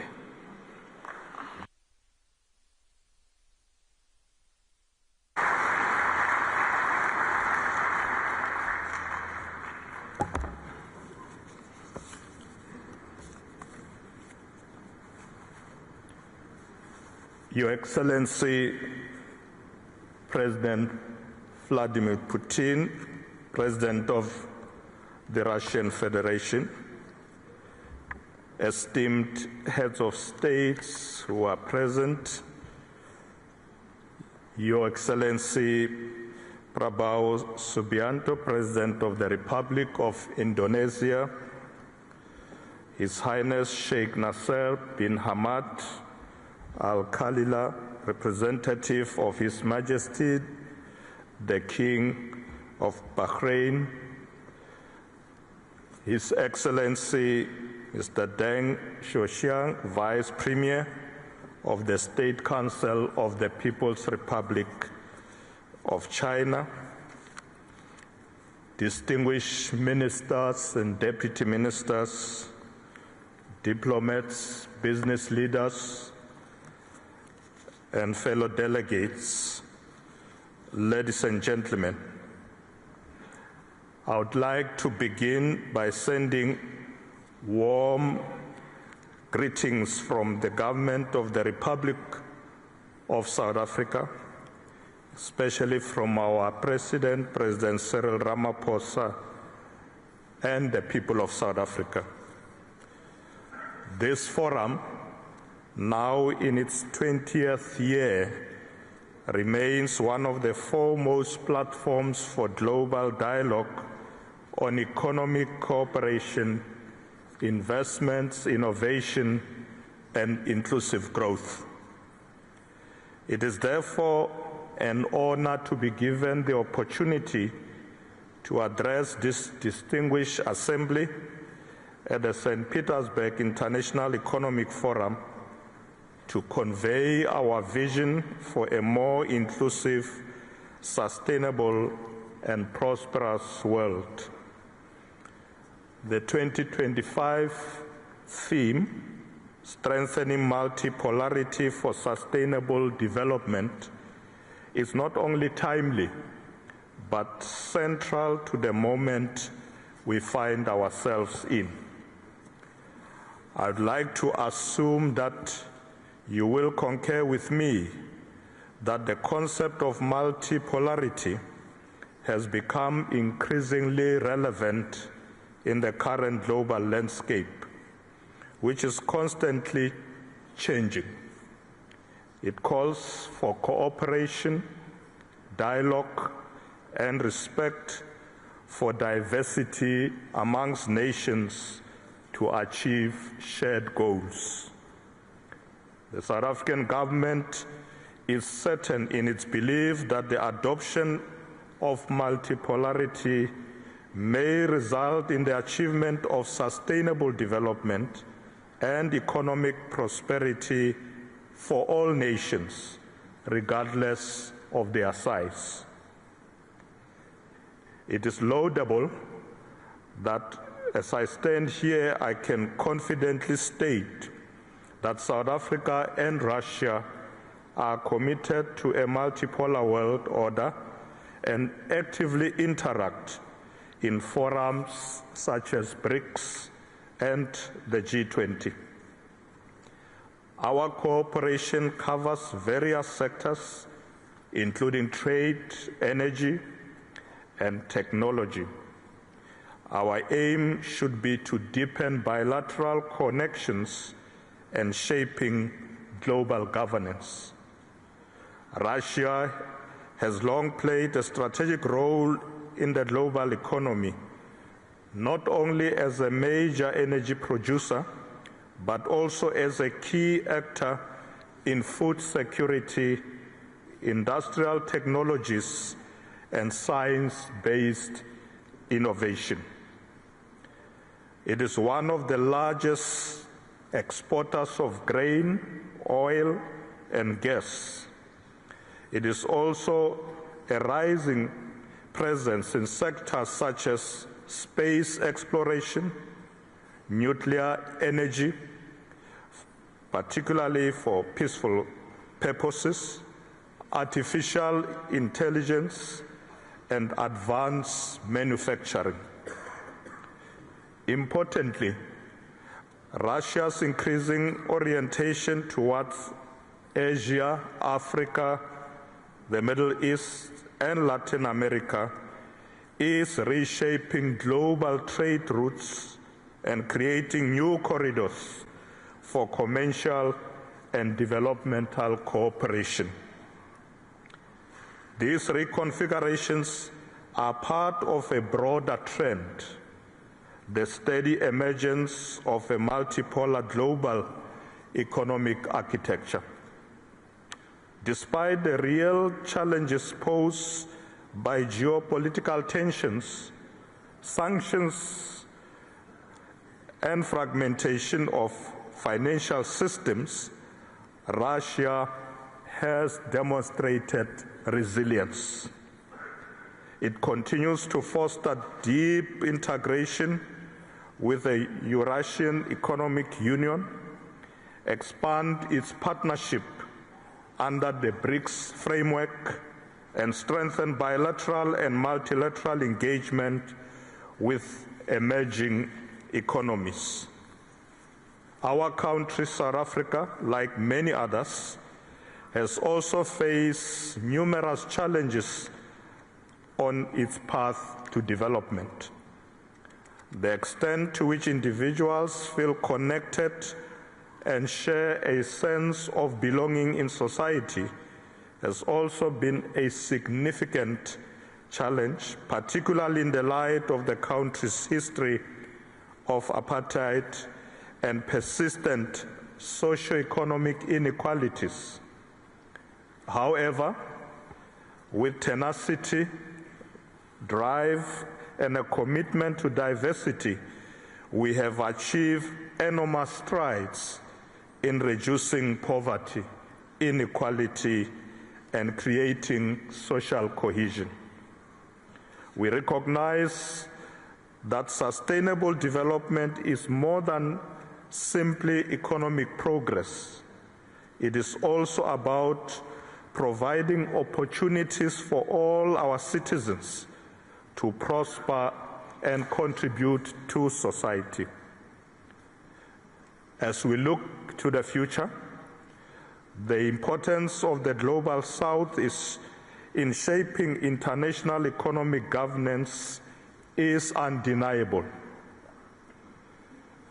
Africa, in particular, is fast becoming a center of global growth.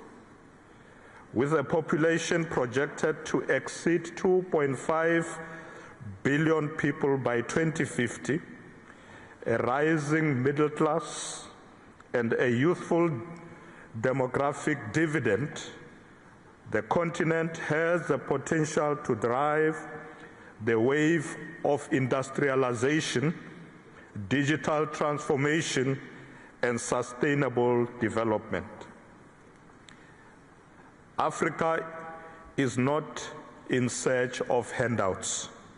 Rather, it is pursuing equitable partnerships. It seeks equitable access to markets, capital, knowledge, and technology. This is where global platforms like the St. Petersburg International Economic Forum become crucial for us. At the same time, the Global South is increasingly demanding a voice in decisions that shape global trade and finance. The collective call is clear. Development cannot be dictated. It must be co-created. Africa and the Global South are not merely passive recipients of investments or aid. They are active architects of a new, more just international order. Ladies and gentlemen, the St. Petersburg International Economic Forum has evolved over the years from a primarily Russian and Eurasian platform into a global meeting point of policymakers, economists, CEOs, innovators, and thought leaders. The St. Petersburg International Economic Forum provides a space for emerging economies to shape global economic discourse, influence trade rules, and negotiate developmental priorities.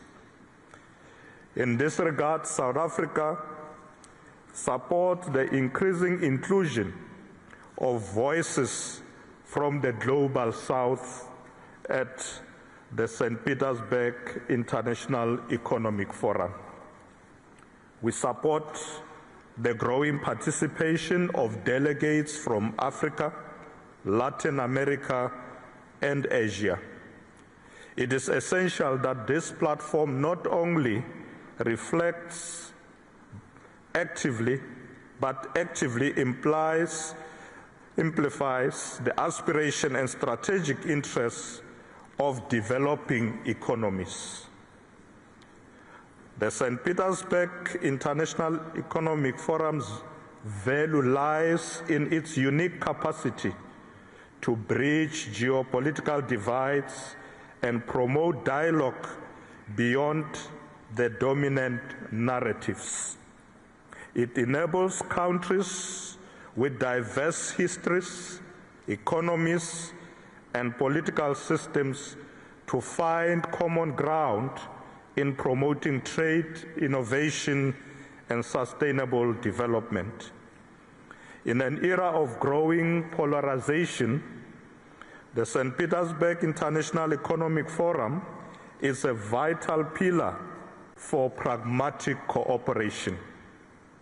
South Africa is prepared to contribute to the promotion of cooperation and collaboration amongst nations in order to benefit all. We believe that a more equitable, prosperous, and tranquil world can be achieved through collaboration. This year, South Africa has the privilege of presiding over the G20. We have prioritized issues like debt sustainability, global financial reform, access to technology, and inclusive economic recovery. We are championing the representation of Africa in global decision-making structures, including the full integration of the African Union into the G20 framework.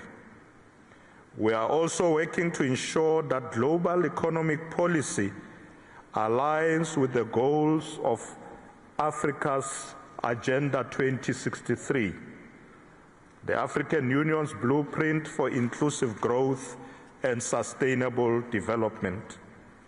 It promotes industrialization, connectivity, regional integration, and the African continental free trade area. We offer a compelling value proposition to global investors and partners. We regard ourselves as a gateway to Africa, rooted in a democratic governance, a robust financial system, and world-class infrastructure.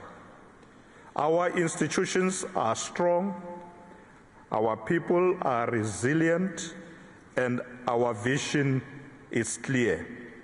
We aim to be a center of innovation, inclusive industrialization, and green growth. Moreover, South Africa brings to the table decades of multilateral experience, a commitment to peace building and development cooperation, and a bridge building role between advanced and emerging economies. We do not merely seek partnerships, we offer solutions grounded in African realities and global aspirations. In doing so, South Africa hopes to cement G20 priorities in African reality, ensuring that the recovery from global crisis does not exacerbate inequality, but rather creates opportunities for inclusive transformation. We are pushing for a new international development funding agreement that resolves historical inequalities whilst also preparing the global South to respond to future shocks with resilience. Speaking of resilience, we need to reinvigorate multilateralism. The multilateral order is under pressure, and economic nationalism is on the rise.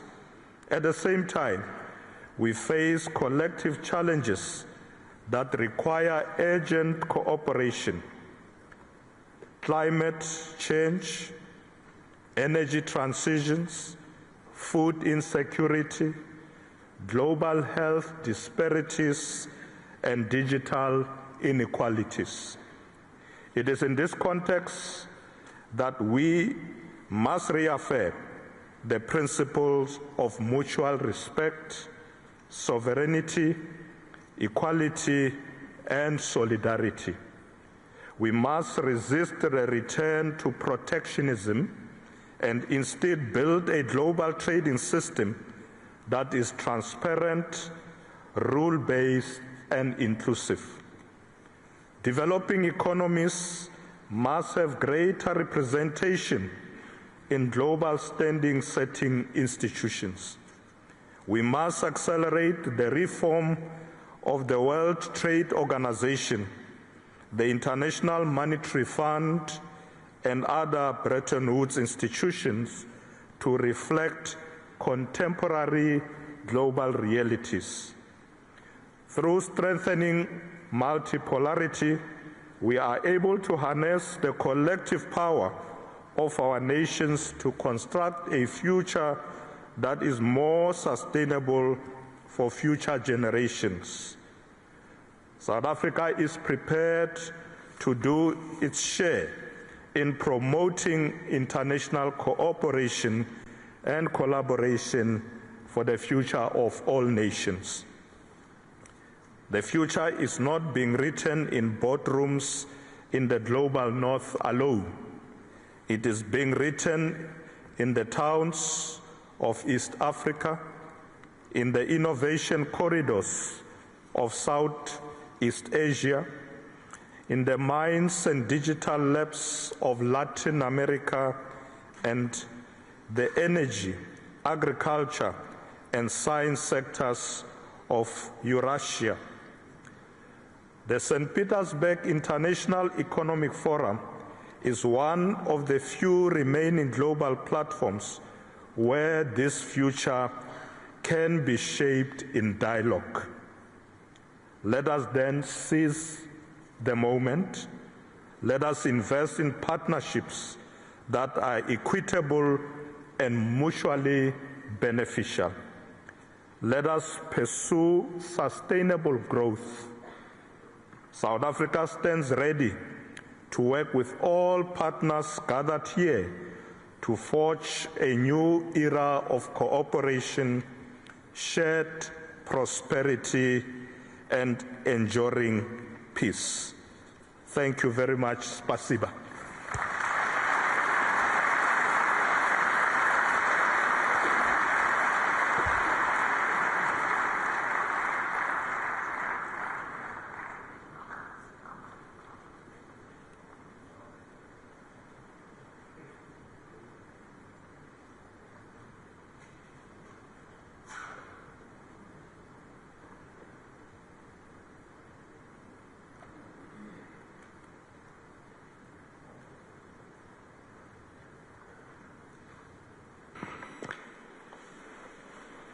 Thank you so much for the heavily loaded speeches that will only make my mission more difficult.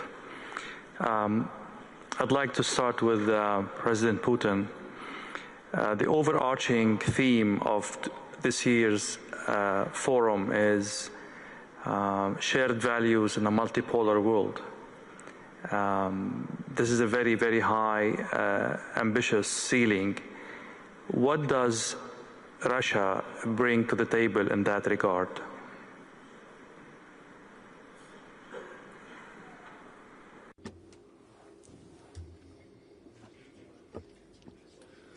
In fact, I tried to bring this across in my intervention. I think whatever Russia is doing is aimed to bring together the efforts of all our partners or our friends, all those who are willing to work with Russia to address those global civilizational tasks. And first of all, we seek to achieve a balanced global development so that this development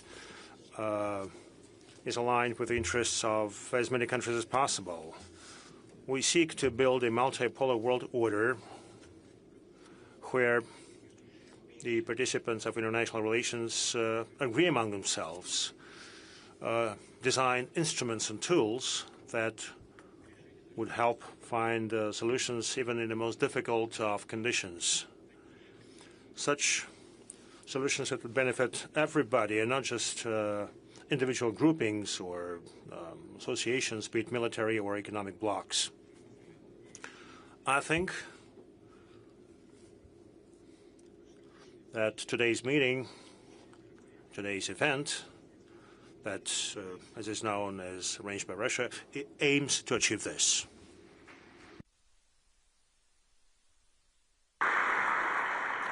Sometimes, Mr. President, this effort to build the multipolar world seems like more of a resistance of an existing order rather than a genuine, consistent, coherent effort to create the multipolar world that you're talking about. Is it an objective-driven effort, or it's only resisting current, unfavorable kind of order?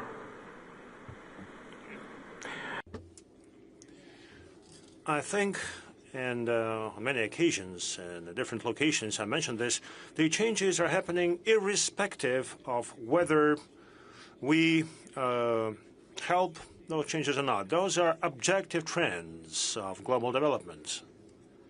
You know, in my speech, and on many other occasions, including here at the St. Petersburg Economic Forum last year, I mentioned that the changes in the world are happening, and those are fundamental changes. They are due to the fact that new economic leaders emerge. Just look at what's happened over the past years. Look at how the share of the so-called G7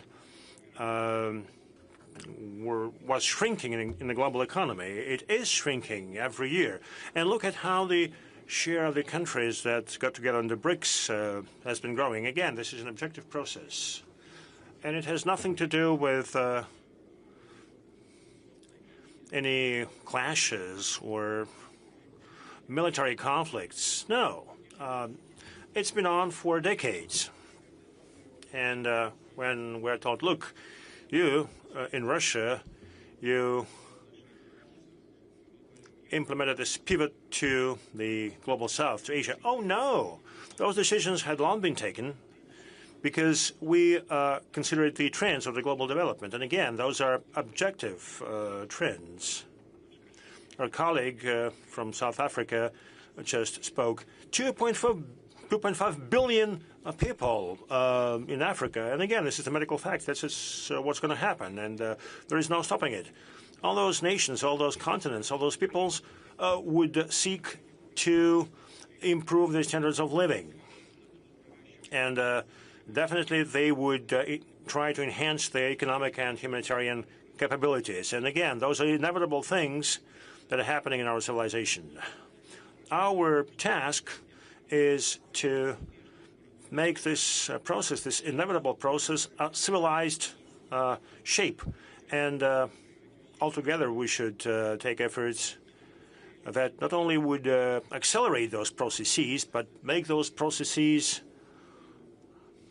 balanced, so that the decisions are made on a timely basis, and the decisions are most effective and would benefit all the participants of the process, including the countries that, one way or another, are somehow losing their positions in the global economy. Look, we want to agree with them. We are ready to agree with them if they want to. However, if they want to maintain their monopoly at all costs, if they want to keep the instruments of colonial influence in the world, well, they will have to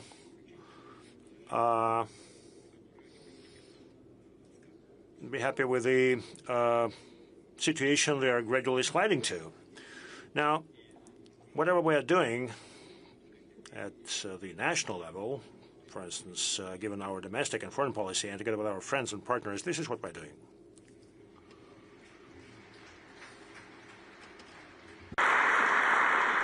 And obviously they have the tools to cripple this endeavor that you just summarized, Mr. President. So I would ask President Prabowo of Indonesia. Indonesia has always walked a fine line, has always, as you mentioned in your speech, been a non-aligned state. But as the world becomes more and more complicated, can Asian countries, ASEAN countries, stay non-aligned, or this is more and more not an option, or a very, very narrow option as we go forward? Thank you. I think, in my opinion, it's not easy, but it's a line that we are determined to maintain. As I said, we respect all the great powers, we respect our neighbors, and we really believe that the only way for prosperity is collaboration, cooperation, and peaceful coexistence. And this is what we try to achieve. So we want to maintain good relations, and we try to convince all parties that the only way forward in this planet is getting smaller. We cannot afford rivalry that is going nowhere. That can only, especially if it goes into confrontation. So no, I'm convinced that we have to maintain this path of non-alignment. Mr. Vice Premier of China, China and Russia are building with others this new order in the world. But if you look last year, things started to ease up between Moscow and Washington. There is more dialogue between President Donald Trump and President Putin. Is this a source of concern for you in China? And how do you see the developing relationships between the leading powers in the world?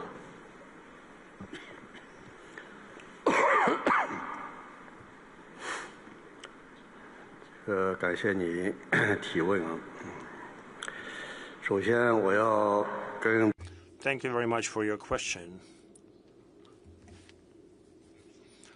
First of all, I would like to advise President Putin and all other participants of this forum, our friends, I want to emphasize our firm position. We welcome the warming of the relations between Russia and the United States. Russia and the United States are leading world powers and permanent members of the UN Security Council.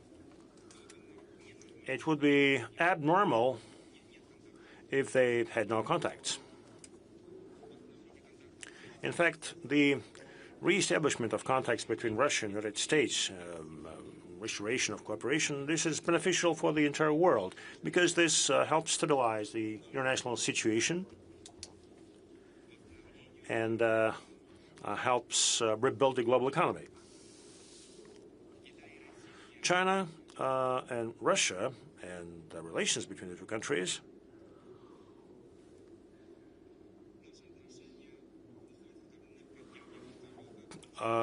in fact, have very deep roots.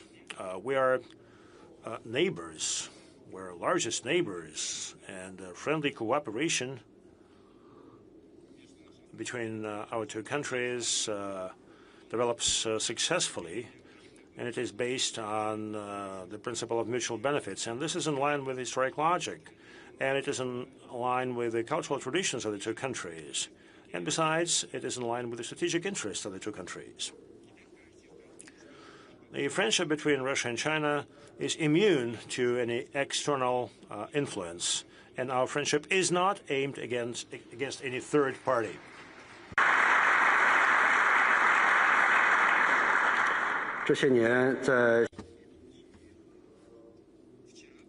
Yesterday, President Xi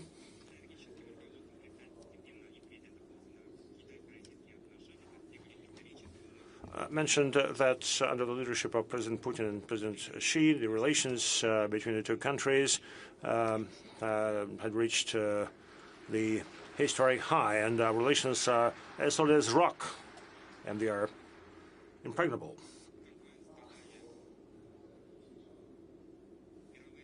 As you said, global powers have a lot of influence on the global world order. And they play a most important role in upholding the world order. On many international fora, President Xi urged the global powers to behave. The way I understand it, that global powers must live up to their international commitments. They should preserve the UN-centered global order, and they should follow the principle of sovereign equality of states, irrespective of the size of those states. And they also should uphold the international justice and equality. They should discard hypocrisy, and they should help maintain openness in this world. China is a responsible global power that serves as a stabilizing factor despite the global shocks. We are ready to cooperate with many countries and assist in achieving prosperity globally. That would be my response.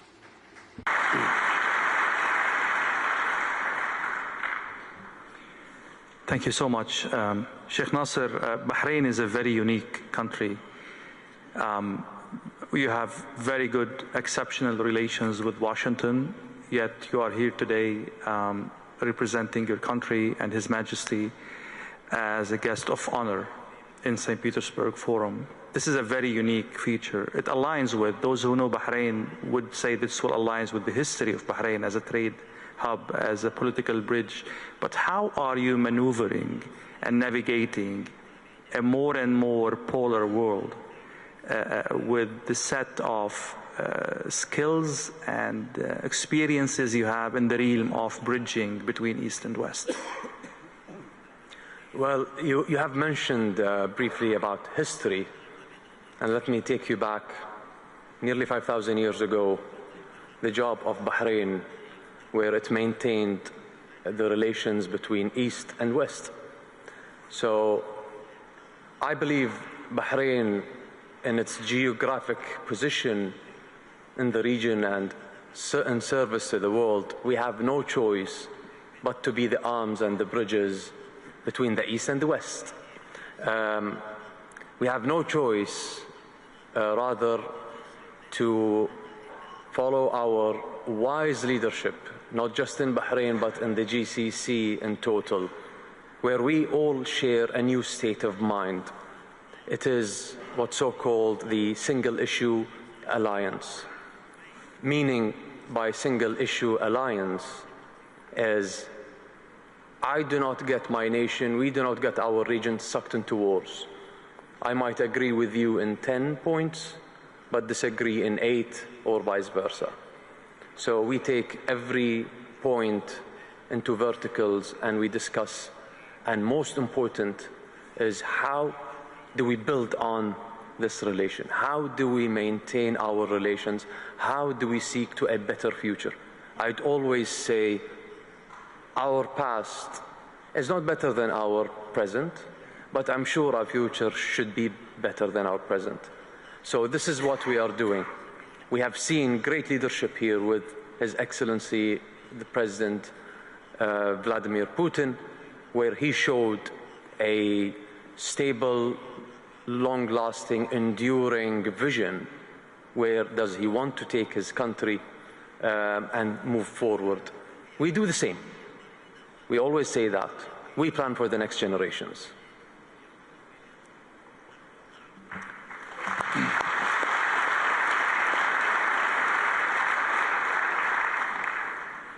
Thank you, Sheikh Naser.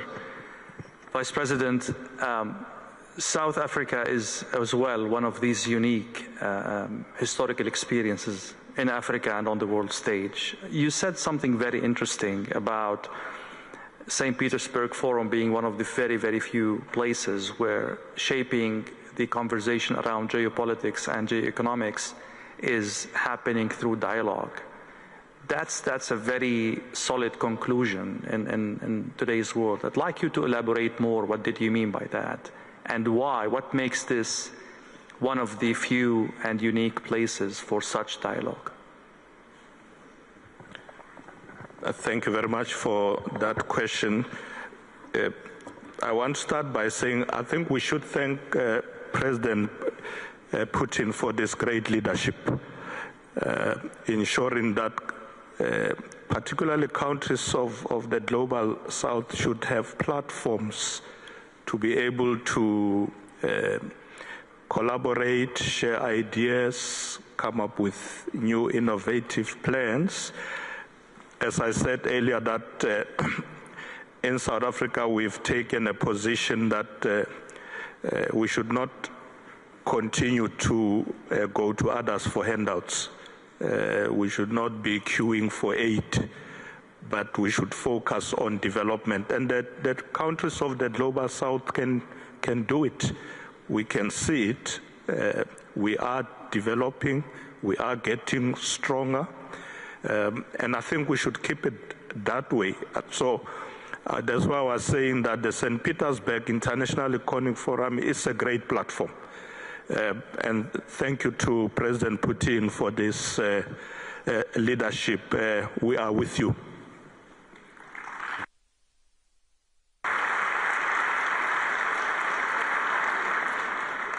Let me bring the conversation from values to closer to the conflict areas in the world. President Putin, Israel said that the statements are normalizing the fact that a country might kill the president of another country. That's basically the conclusion of last week's statements. Yes, Ayatollah Khamenei is not head of state, but he has enough gravitas to be considered as head of state and to be protected by the articles of international law. But when we normalize the idea, no matter where you stand on Iran, when we normalize the idea of a country killing the president of another country publicly, and what kind of new rules are being set, they are obviously contradictory to the kind of values you're trying to put forward. isn't that?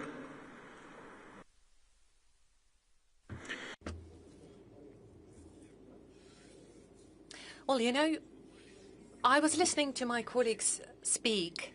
I was taking some notes so that later I could react to that and make some references. I've also made note of what you were just saying yourself. And you said the following. When we've been discussing it with my colleague from the People's Republic of China, you said the following, and I wrote it down. The Russian Federation and China shape new world order. Russia and China are not shaping the world order. We are only identifying the potential shapes of it, or the scope of it, or the general perimeter. The new world order emerges genuinely on its own.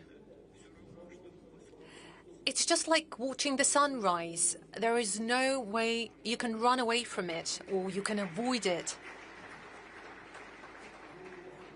And we are trying to create the conditions, or rather pave the way for this process, so that it is more balanced, and so that it is in line with the interest of the global majority. And we very much hope that all of the countries would be aware of it, and after all, would come to realize, as I was saying earlier, that this particular wave of searching for a solution is better than an approach where you try to apply pressure.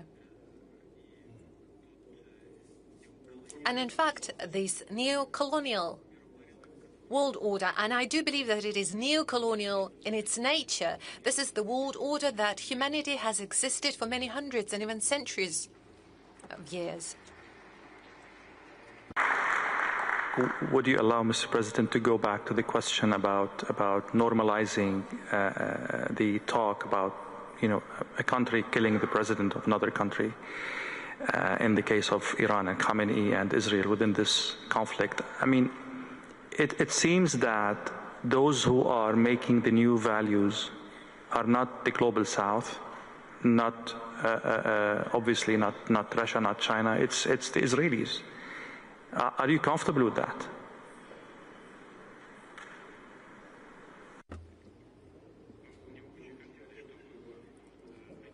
Well, I really would like the statements that you just cited to stay rhetoric, but can you please be more specific? What exactly do you mean in terms of Israel? I mean, the new values now is that one country is setting the rules for another country that who has or doesn't have enrichment, for example. One country is threatening to kill the president or the head of that country. Are these values defendable in any way?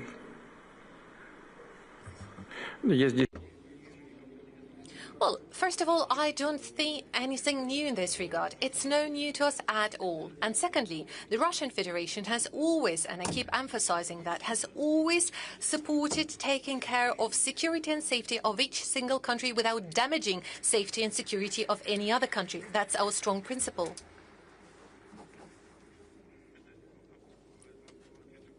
So my response is that in general, it may sound as a generic answer, but I promise this is a very practical approach executed by Russia. Allow me for a very direct question about the situation. Donald Trump is seeking what he calls the total surrender of Iran in terms of the nuclear project. Would Vladimir Putin seek the total surrender of Volodymyr Zelensky in the same vein?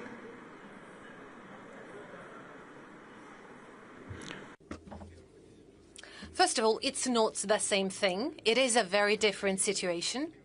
And secondly, we are not aiming for unconditional surrender by Ukraine. We insist that Ukraine recognizes realities that we have on the ground.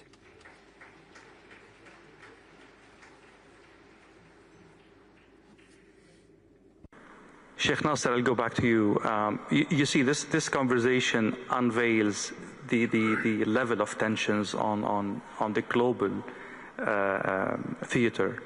I will go back to the question about how GCC countries keep moving from one success to another, and Bahrain is one of these successful countries, despite all of these turbulences, despite all of these flashpoints in your close vicinity and globally. How do you do that, and what lessons can be drawn from that by others? Let me start by saying, Alhamdulillah, for a wise leadership we have in our region. We always say the clever tries to solve the problem, but the wise who avoids it. So us in the GCC, and especially in your second home in Bahrain, I love that President Putin loved that quote, and you can use it, Mr. President, no copyrights on that. Us in our country, we talk numbers, we talk facts, we project our plans. As what we saw today from President of Indonesia, this is a man who is expediting his KPIs by far. He thinks that he will reach in 4 years' time that goal, but he reached in 1 year time. We are sprinting in our region. And if you go back today, especially during that turbulent and eventful nights, look at the numbers of our real estate, look at the numbers of our stock markets. There is a lot of confidence from the people, from the investors, with our leaderships over there. Today in that beautiful city, I sat with the top chairmen and CEOs of your top companies in Russia, and we exchanged the same vision, we exchanged the same purpose and the same spirit during these conflicts. We are only looking forward. We are only looking to de-escalate. We are only looking for a peaceful world. We are only looking for a better future. And Mr. President, we in the GCC, and especially in the Kingdom of Bahrain, we live in a constant sunrise like you, but here you are literally in St. Petersburg. Every day there is a sunrise ahead of us. I still haven't seen nighttime.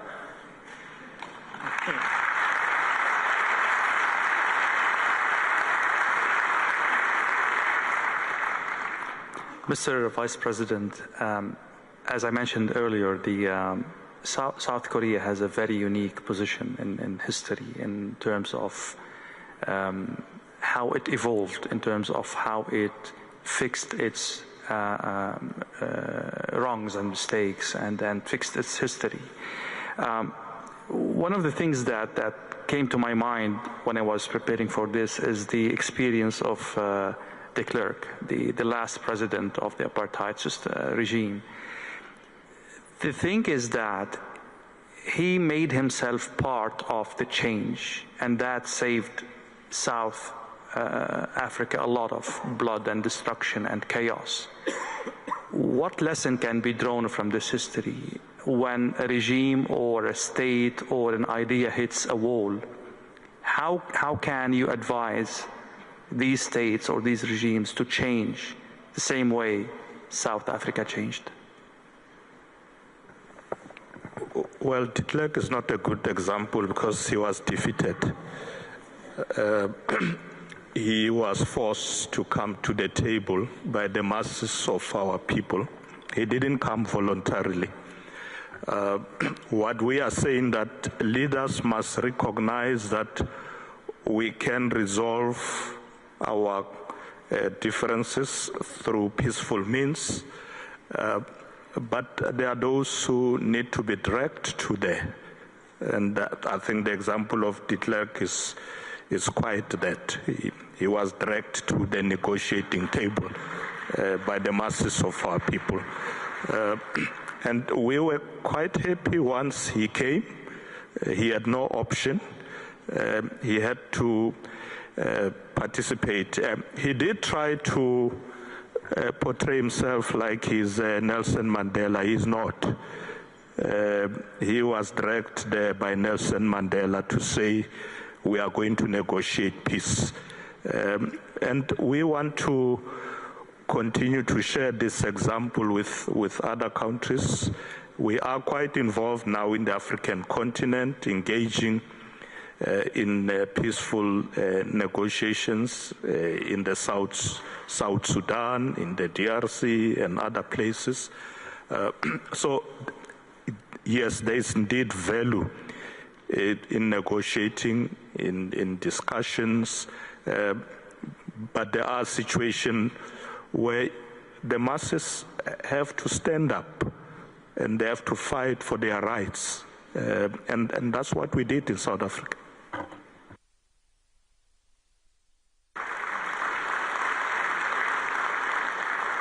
Mr. President, you were shaking your head when we were exchanging this question. What are your thoughts on, bringing adversaries to the table? Does it require, is defeat a prerequisite for dialogue, or we can, bypass this phase and go to dialogue? And there are so many crises in the world that cannot afford a victorious Well, I have to say here that Nelson Mandela is one of my greatest icons, my greatest hero. I think he's an inspiration. He was put in prison for many years. He was sentenced to death, threatened to be sentenced to death, accused of many things. And his famous statement was that he was willing to give his life for the principle of freedom. But the greatness of Nelson Mandela, when he got out of prison, he worked for reconciliation with his former enemies. So this is the greatness of Nelson Mandela, and this I try also to carry out in my domestic politics. I reconciled with many of my former opponents. For instance, we had a very long rebellion, separatist rebellion in Aceh, very long. I think more than nearly 30 years. But can you imagine that the former commander of the Aceh Liberation Army, fighting against us for 25 years more, now he joined my party. He's in my political party. And he's now governor of Aceh, and I'm president of Indonesia. This shows that former enemies can come together. And I think this is the lesson of Nelson Mandela. I want to say I was a former soldier. And as a former soldier, I really know the value of peace and reconciliation. As a former soldier, I always try, now, even before, I always try to negotiate. Better to talk than to kill each other. This is my position. Always talk, always negotiate.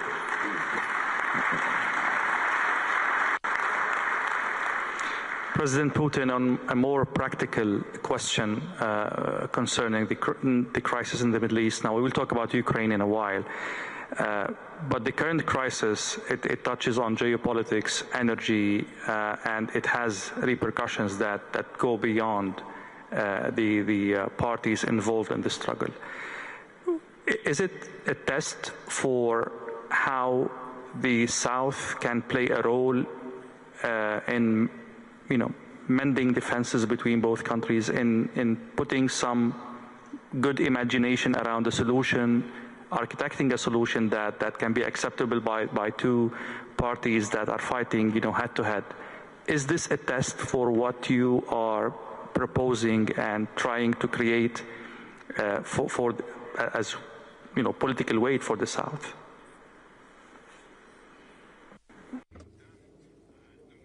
Yes, I do believe it is quite probable. And the reality is that many countries of the region in a way, do have sometimes stable or sometimes complicated relations, but anyway, relations with both of the parties, with both Iran and Israel.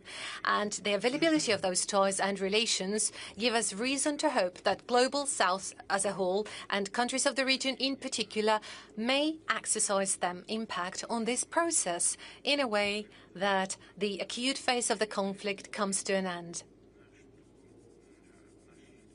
When I was saying that the principal position of the Russian Federation is to make sure that the security of one country is not paid at the cost of other countries, well, I'm not going to dwell into the details of that. We all understand what I'm talking about. We're talking about uranium enrichment on the one hand, and this is Iran's right. It is Iran's right to peaceful nuclear program. On the other hand, we know the position of Israel. Israel insists that it is about provision of its security. But I'm sure that mutually acceptable solution can be found for both sides. That's my view. And both the countries of the global South and especially so countries of the region have a positive role to play and impact this process aimed at the search of solution. I do believe such a solution does exist.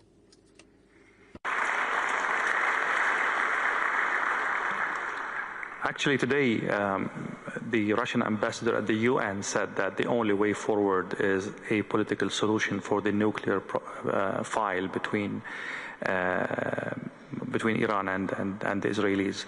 Is there any, preliminary points about this solution, or we're still too far from that?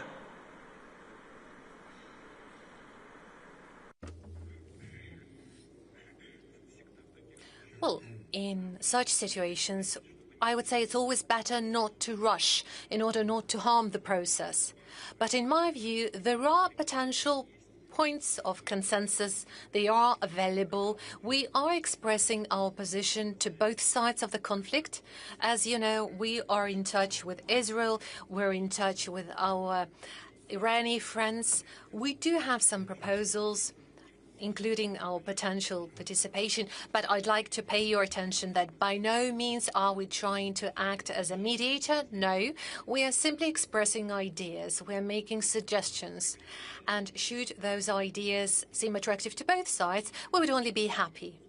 But I'd like to reiterate that we are in touch with Israel. As you know, just a while ago, I had a conversation with Prime Minister Netanyahu.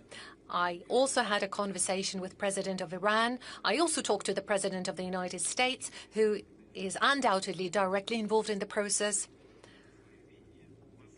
We shared our vision. We discussed the potential progress in resolution of this conflict. Well, we'll see. We'll see. So far, our proposals are also being discussed. We are in touch with our Iranian friends on a virtually daily basis, so we'll see. But I would really like, among others, our ideas to be implemented.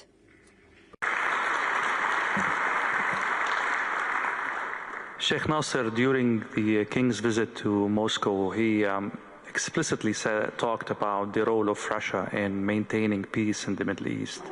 It was an initiative His Majesty put forward during the Arab Summit in Bahrain, in Manama. And he was very particular about the role of Russia in achieving that peace as a pivotal role. What role do you think Russia can play now in the current crisis? Yes, you were right. During our previous visit, and after the Arab Summit that was conducted in the Kingdom of Bahrain, we have called out for World Peace Forum to end and to reach to a solution with every conflict. His Majesty is a leader of peace. He drives his country towards peace and ending conflicts, and so as President Putin. As you have heard from the President just now, that he continues talking, no mediation. I believe that mediation will always confuse the situation, but any suggestion, any words of wisdom these days are mostly needed. Avoiding de-escalation, I think, is the key words of today. Thank you, Sheikh Naser. I'll go back to President Putin about Ukraine.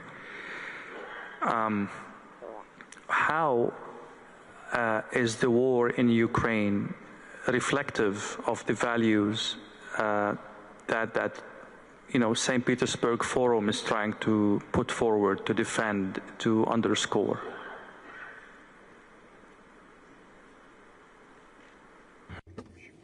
Very easily. Directly, in fact, there is a direct relation to what I've been talking about. I said that security of one country cannot be ensured at the expense of security of other country. And since the beginning of the 1990s, and for decades, we've been hearing that there would be no NATO's expansion to the east. And we've had 5 or 6 rounds of expansion. Despite all our calls not to do this, those were ignored. And definitely, those are rudiments of the old, if not to say ancient, neocolonial policy. Well, upgraded, of course, given the current context. But nonetheless, this is the action from the position of power. Those are the actions that do not take into account the interests of Russia. As to Ukraine, again, this is action from the position of power, whatever that was happening there. It is a bloody anti-constitutional coup that happened in Ukraine. And again, this is acting from the position of power. In previous U.S. administration directly stated that they spent billions of dollars to support the coup. Well, obviously, it was not mentioned in public, but still. And our action aimed at protecting a part of the population that considered that it had cultural and historic ties with the Russian people. I'm referring to the people living in the Crimea. And then there were some attempts on our part to resolve the situation in the southeast of Ukraine, in Donetsk and Luhansk. We made these efforts, but again, our, in this case, ideological opponents, as I could label them, attempted to act from a position of force. They started military operations in Lugansk and Donbass. It was not us who started the military operations. And after the coup, the part of the Ukrainian population rejected the outcomes of the coup and rejected the those who made this coup happen. Well, they became targets of the military operations. We attempted to address the situation in a peaceful manner to somehow mend the situation, but our partners, quote unquote, well, it turned out that they started this whole coup just to pump up Ukraine with weapons and to continue combat. In the end, this forced us to recognize independence of the two republics. Look, it took us 8 years to do this. We tried to negotiate, but we were forced to recognize their independence, and then we started supporting them, including providing military support to put an end to the war unleashed by our opponents in the West. And those who they lean upon in Ukraine, those are neo-Nazis and ultra-nationalists. So whatever that is linked to this tragedy unfolding in Ukraine is not an outcome of our action. This is an outcome of the action of those who are not ready to embrace the global changes happening in the world.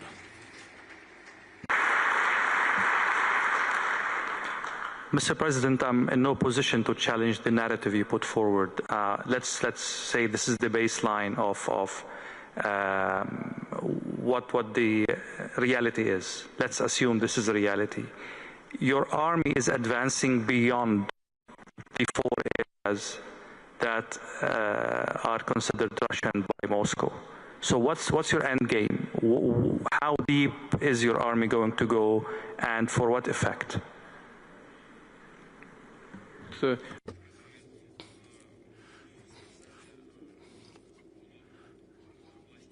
said about the 4 regions that we consider ours. Well, on many occasions I did mention that Russian and Ukrainian peoples are the same people, and in this sense, the entire Ukraine is ours.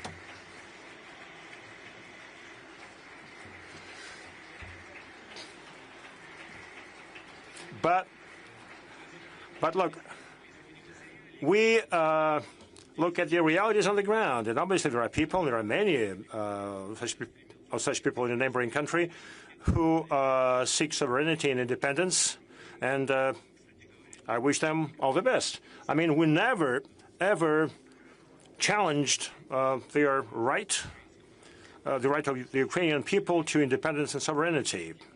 Having said that, the grounds on which Ukraine became independent and sovereign were spelled out in the Declaration on Independence of 1991. And it stated very clearly that Ukraine is a non-nuclear neutral state and not party of any blocs. I think it would be good to get back to those core values based on which Ukraine obtained its sovereignty and independence. Second, from the very beginning, when the conflict became really hot, we suggested to the Ukrainian leadership to cease all the conflicts. We suggested that we withdraw our troops from the territories, and they withdraw their troops from the territories where people are not ready to embrace the new regime and they want to live independently or become part of the Russian Federation. They said no. And again, those are not political decisions. And now the logic of combat comes into play. The military look at where they can better advance, where they can channel their troops to achieve the best outcomes with the lowest possible casualties. And this is how troops advance. You know, we have an old saying, or story, or rule rather, whenever the boot of Russian soldier stands, it becomes ours.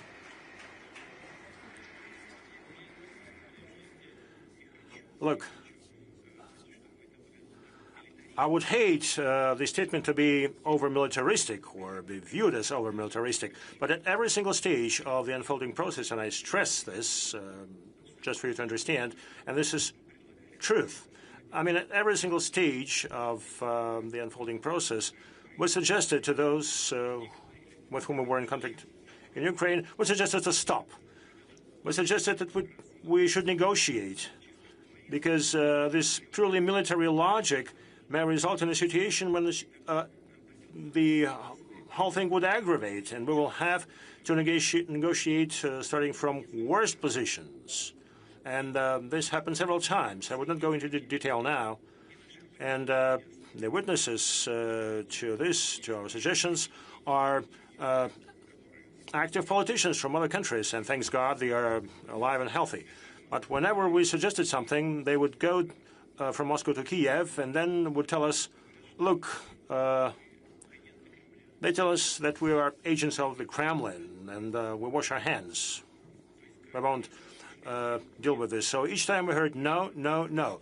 And we said time and again, let's do it, let's negotiate. It's going to be worse for you. No. Why? Well, because those who are guided by old and neo-colonial principles, including and primarily Europe, they thought that they would crush Russia, would destroy Russia, and would feast on it. That's exactly why, and I'm confident, that's exactly why former Prime Minister Mr. Johnson, and I think this happened due to suggestions by the former U.S. administration, Biden's administration, came to Ukraine and suggested that they should not reach an agreement with Russia. But the agreement was on the table. during the Istanbul negotiations. We reached a consensus on almost all issues, and we had just to finalize the document. We had just to meet with the head of the regime at that time and put an end to this process. But now, Mr. Johnson came and, with the support of the Ethiopian and U.S. administration, came and he talked Ukraine out of signing the agreements, trying to achieve a strategic defeat of Russia in the battlefield. Well,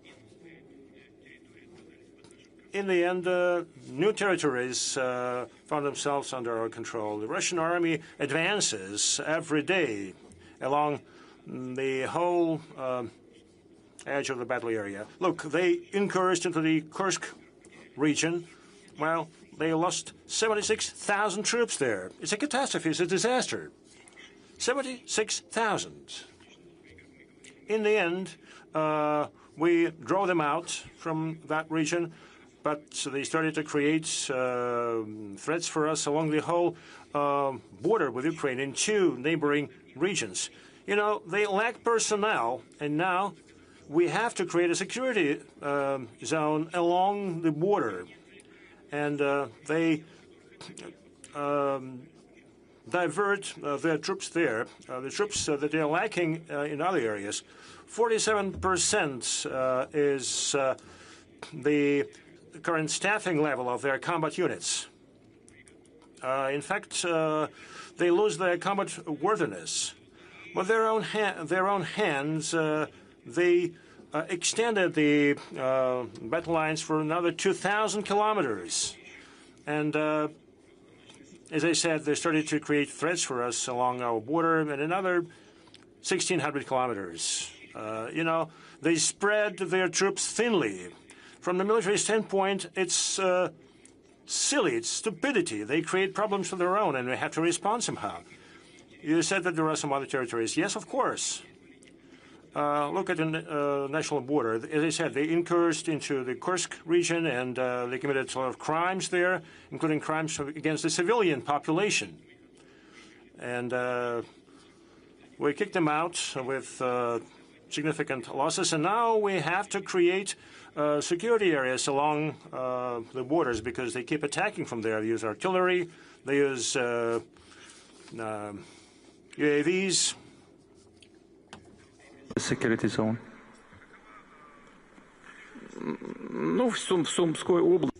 In the Sumy region, it's about 10 to 12 kilometers. In some places, it's 8 to 10 kilometers. And then there's the city of Sumy, the regional center. But we do not have this task of taking Sumy, but I do not exclude this. I do not rule this out. Now, why? Why are we doing all this? Well, because they're creating threats for us. They keep shelling our border areas, our border regions. And this is an outcome of their ungrounded and ill-thought-through actions. The only objective was of political nature, just to demonstrate that they can do something, that they can obtain something from their foreign sponsors. I mean, look, they've gotten some $250 billion. Well, not enough. Give us more and more and more. And one half is being stolen, if not more. That's why we found ourselves in those regions. And again, this is an outcome of the standoff and the nature of it. I would later go back to some aspects of your answer, mainly about the nuclear aspect of what's happening. But I'd like to go back to the other participants.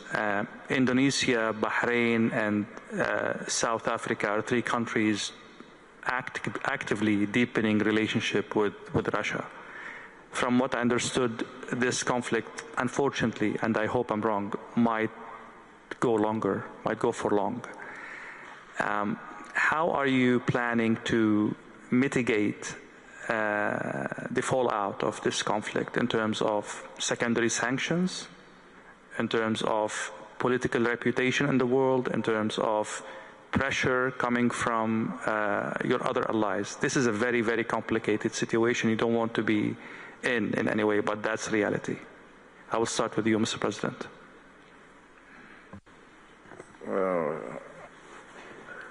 I really don't understand actually your question. What secondary sanctions? I'll make it simple. Yeah, for Indonesia, we are very clear that we have always been on the line. In the Ukrainian situation, I think 2 years ago, we proposed immediate ceasefire in place. And I think at that time, the reaction from the Russian side was quite open, was quite positive, in fact.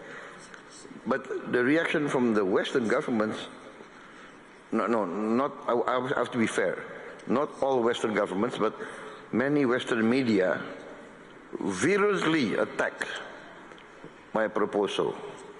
They said that I was proposing the peace of the cemetery. That was what many of these Western journalists accused me of. So we would always propose a peaceful solution. And at that time I reminded everybody that even in Korea now, North Korea and South Korea, there's a demilitarized zone supervised by the United Nations. The war in Korea is officially not yet over, but there's a peaceful condition. So that was what we proposed, like to save the people of Ukraine on all sides, people of the Russian-speaking areas, just to save them. A secession in place. That was we are far from the place, but we want to promote a peaceful solution. So I don't understand who's going to give sanctions to us. Sheikh Naser, same question about the secondary sanctions on the friends of Russia. Let's agree that this is part of the reality of international dynamics, and people take care of that. I mean, pay attention to that. How are you navigating this in terms of sanctions, in terms of reputation as well?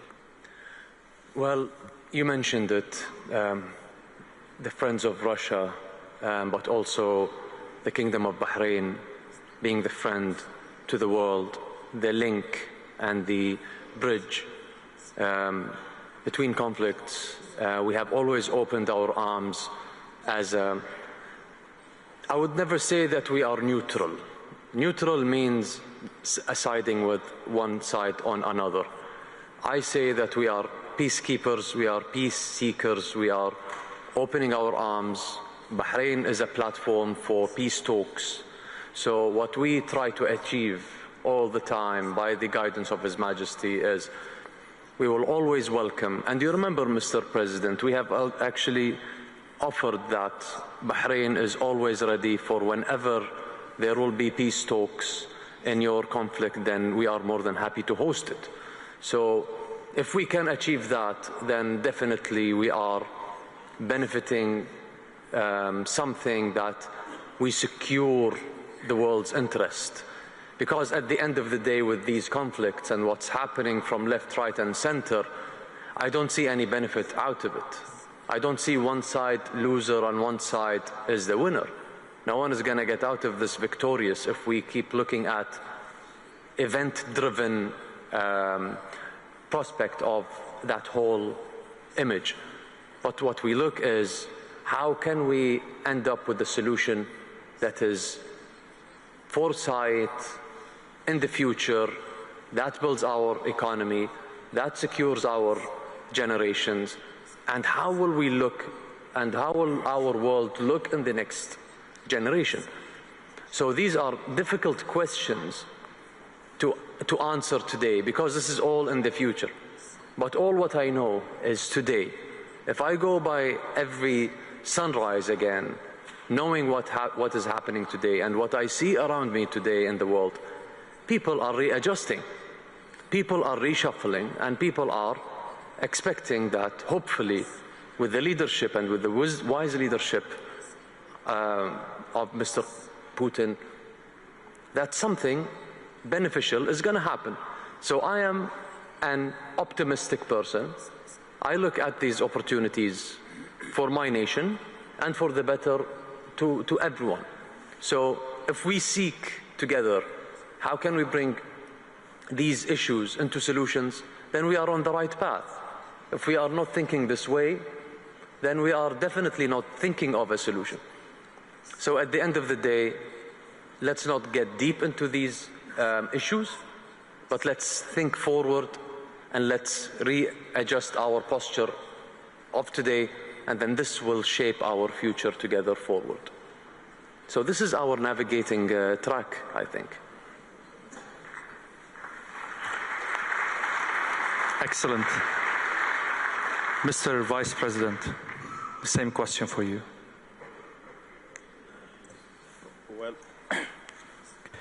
Well, we are already facing tariffs as we speak. So if we're going to face secondary sanctions, it's something that we have to deal with. I did say earlier that the road to multipolarity is not going to be easy. All the things we want to do to ensure equality in the world not being dictated upon, those things are not going to come easy. But it's always important that in time of difficulty, friends must stay together so that we face the challenges together.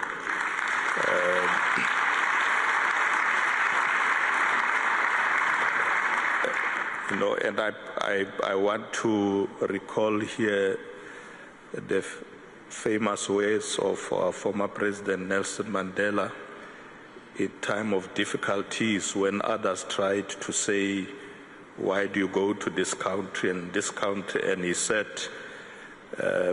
we are not going to be dictated upon who our friends should be.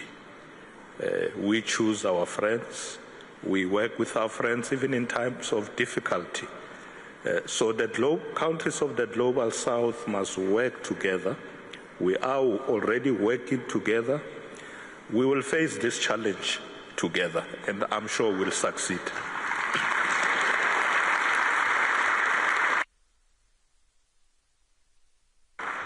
Mr. Putin, your satisfaction with the answers cannot be hidden in any way.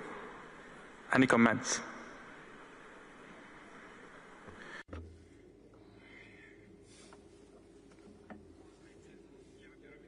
Well, first of all, I never doubted that that would be the answers.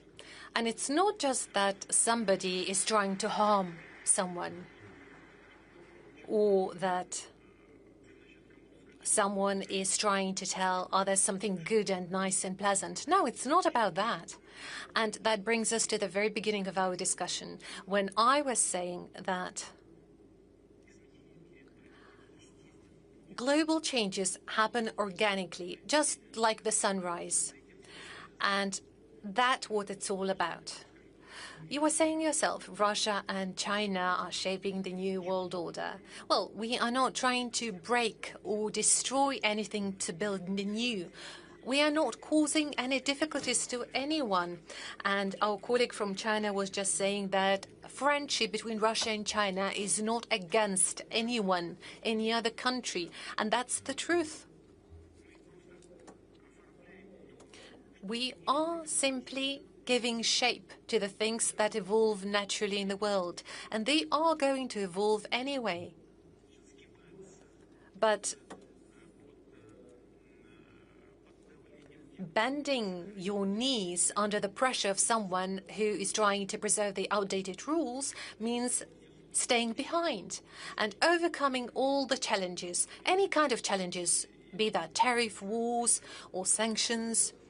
Overcoming those challenges means moving ahead. And we are friends, we are partners with those countries who are willing to move ahead. And those who are ready for it, those who are ready to accept this challenge.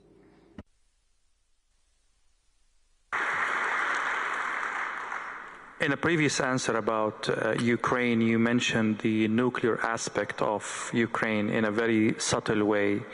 To be honest, I've read some reports, most of them are in Russian media, that there is an assumption that Ukraine might opt for using a dirty bomb against Russia.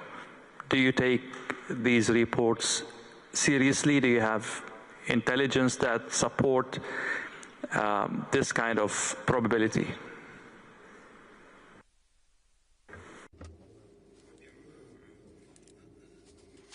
Well, first of all, that would be a colossal mistake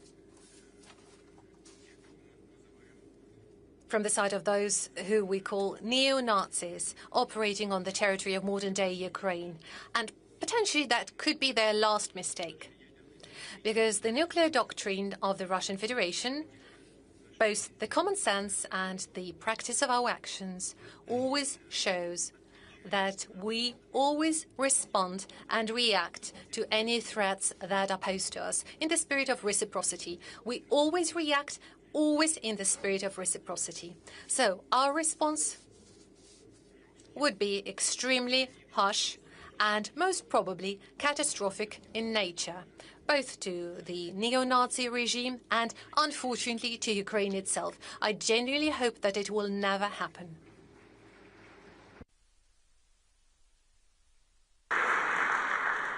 From the tone of your answer, I can conclude that you take these reports seriously. Is there evidence supporting these reports, like intelligence, evidence?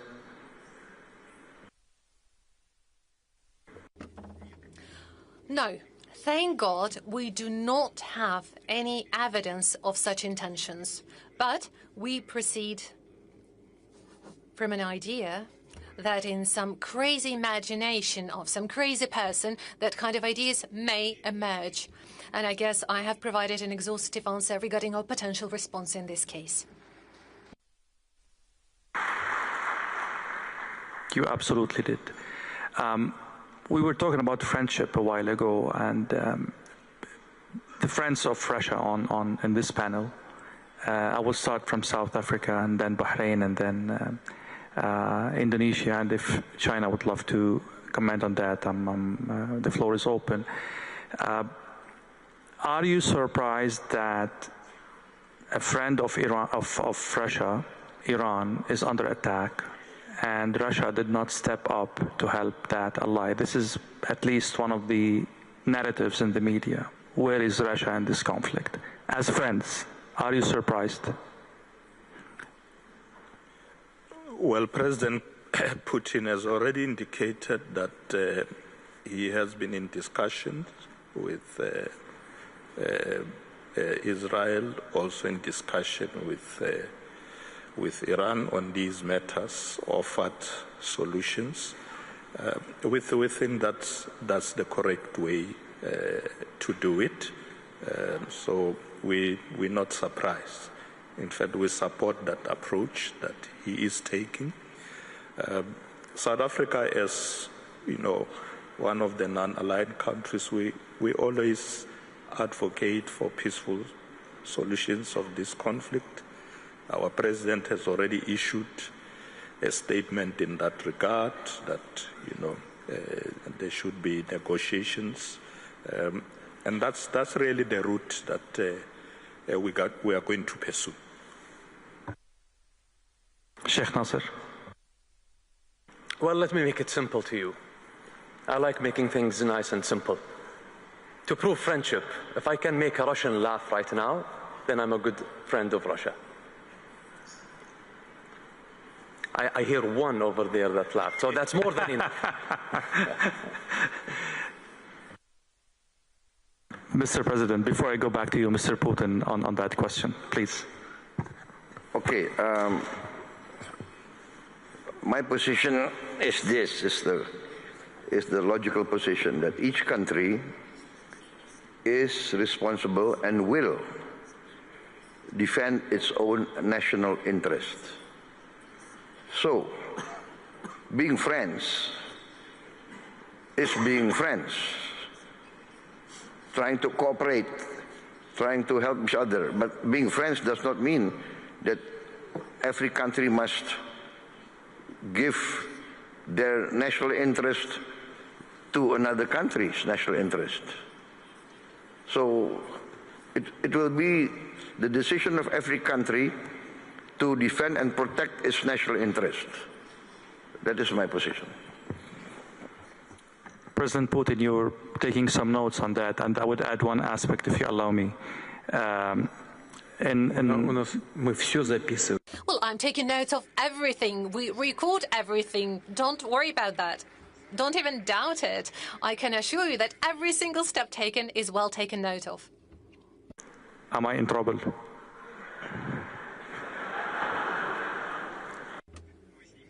Well, I'm sure you'll be able to overcome those, and we will assist you in doing so. In Western media, there are reports saying the following, and I leave the opportunity for you to comment on that. Actually, the Iran war is a good thing for Russia. A, oil is up.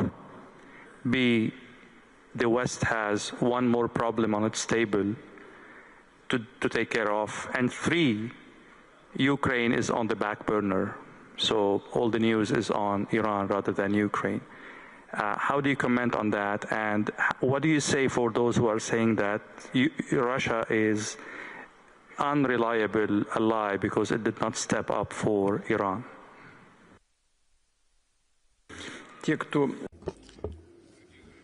Those who promote such narrative about Russia not being a reliable ally are provocateurs. They provoke the situation, and this won't help them. They won't reach their goals. Every conflict is alike any other conflict just on the surface. But as the former Minister of Defense rightfully stated, and the theoretician on military conflicts and military operations, my distinguished colleague, President of Indonesia. By the way, we published his book in Russian on military art. You know, every single country has its own responsibility for what's happening with it. Now, about Russia being reliable or non-reliable as an ally. We've heard that we are supposed to show some solidarity, and this is very true. But each conflict is unique. Let me emphasize that Israel has more than 2 million people who came from the former Soviet Union or Russia. In fact, Israel is almost a Russian-speaking country today. And clearly, in our most recent history, we factor this in. Now, traditionally, we've had very good, friendly, and trust-based relations with the Arab world and Islamic world, because about 15% of the population of Russia are Muslims. So Russia is an observer in the Islamic Cooperation Organization. It's another important factor. We have to consider both factors. Now, we have established some friendly relations with Iran. And in this connection, we always fulfill all our obligations. And the same is happening in terms of relations between Russia and Iran. We support Iran in its struggle for its legitimate interests, including the interests with respect to peaceful uses of the atomic energy. And this has always been our position. This is our principled position, including in this conflict. It has never changed. And those who claim that we should have done more, well, what more? You know, starting some military operations or what? I mean, we already engage in military operations against those who we consider to be opponents of the ideas and concepts we promote.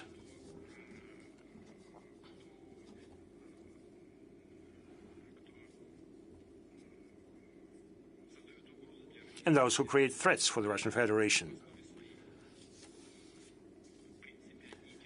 And those are basically the same forces, be it in Iran or, in the case of Russia, somewhere hiding behind the scene. You know, these are not those who engage in actual combat, but we have some obligations, and we uphold Iran's right to peaceful nuclear energy, and not just with sheer words. Despite the complicated situation around Iran, we built a nuclear reactor in Bushehr. We established a contract to build further 2 nuclear reactors. And despite the difficult situation, despite some danger, we continue implementing the project. We do not evacuate our personnel, our staff. Moreover, in this case, based on the kind of relations with Israel we have, and thanks to the restoration of our relations with the U.S., we put this issue on the table for Israel and for the United States, stating that we perform our mission in Iran, being guided by our understanding of Iran's right to peaceful uses of atomic energy. And we act in strict compliance with international norms, and we ask that security of our personnel be ensured. And the Prime Minister Netanyahu agreed to this. And President Trump promised to support our legitimate demands. Isn't it support of Iran? I think it's direct support.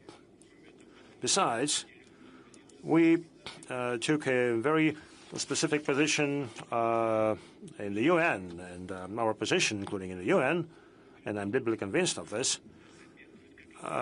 is aligned with interests of both Iran and the State of Israel. I would say probably enough with geopolitics. One more question before we move to economy and other issues about AI and... Sorry? Well, we'll stay until morning if we continue the discussion like this. The forum this year coincides with the 80th anniversary or commemoration of the Day of Victory, the World War II. Are you concerned that we are heading into World War III in any way?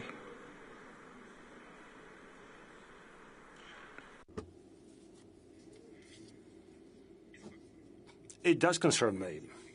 And there is no irony about it. This is no joking. A lot of conflict potential is out there, and it's growing. Right next to our borders, there is one conflict that directly affects us. I'm referring to the conflict in Ukraine. Now, see what's happening in the Middle East. And clearly, we're very much concerned with what's happening around nuclear facilities of Iran. We're very much concerned with the possible implications and outcomes. And definitely, this requires not only very much attention on our part, but also we need to seek solutions to those situations and peaceful solutions along all these lines. And again, I'm very candid here, and that's why we're here, by the way. Vice Premier, back to you. We'll talk more about economic endeavors now. It concerns you more than anything else, as we agreed before this panel. Sanctions are not only in the realm of politics or military, or some countries are even militarizing education, militarizing technology, innovation research. And this is a big worry for China, or this is a challenge that China takes very seriously. How are you mitigating that through the relationship with Russia and in the realm of your own sovereignty and your own decisions with other allies, I mean.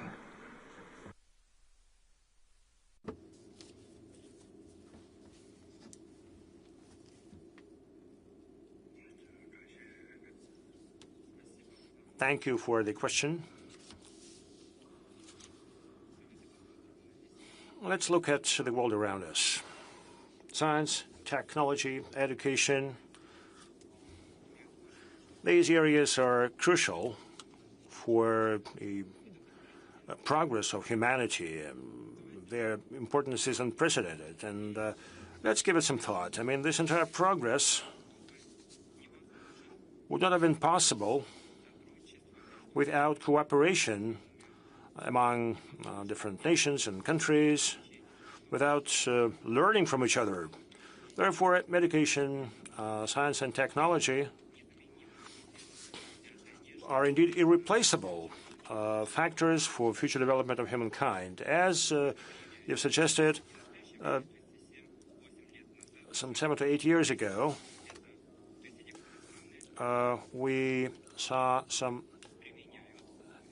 attempts of the countries to use power to dictate the interests. In fact, they even started to put barriers to intergovernmental cooperation in science and technology. This is a regress from historic standpoint, and it harms sustainable development of humankind. Obviously, it's reassuring that China and Russia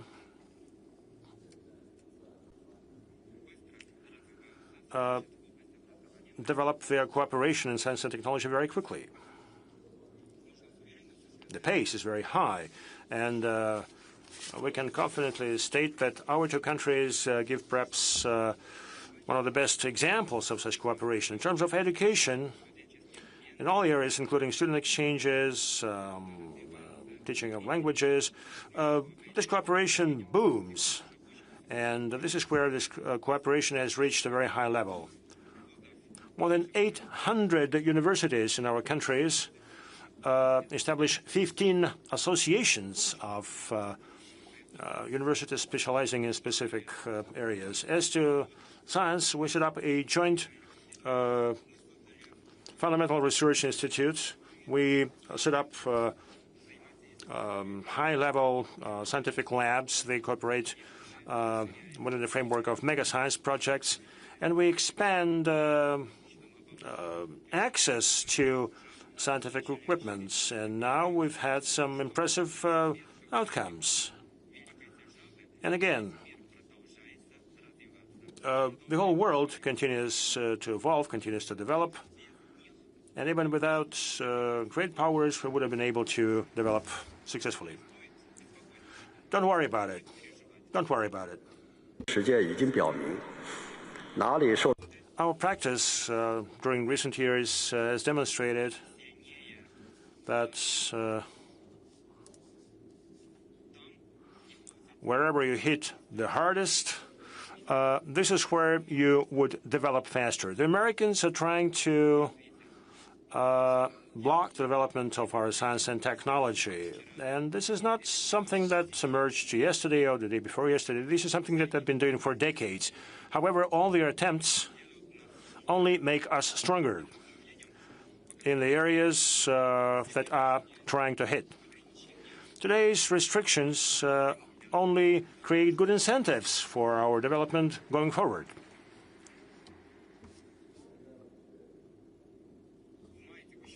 In May of 2025, President Xi and President Putin had a very useful and effective meeting. They charted out some new plans for future cooperation in science and technology.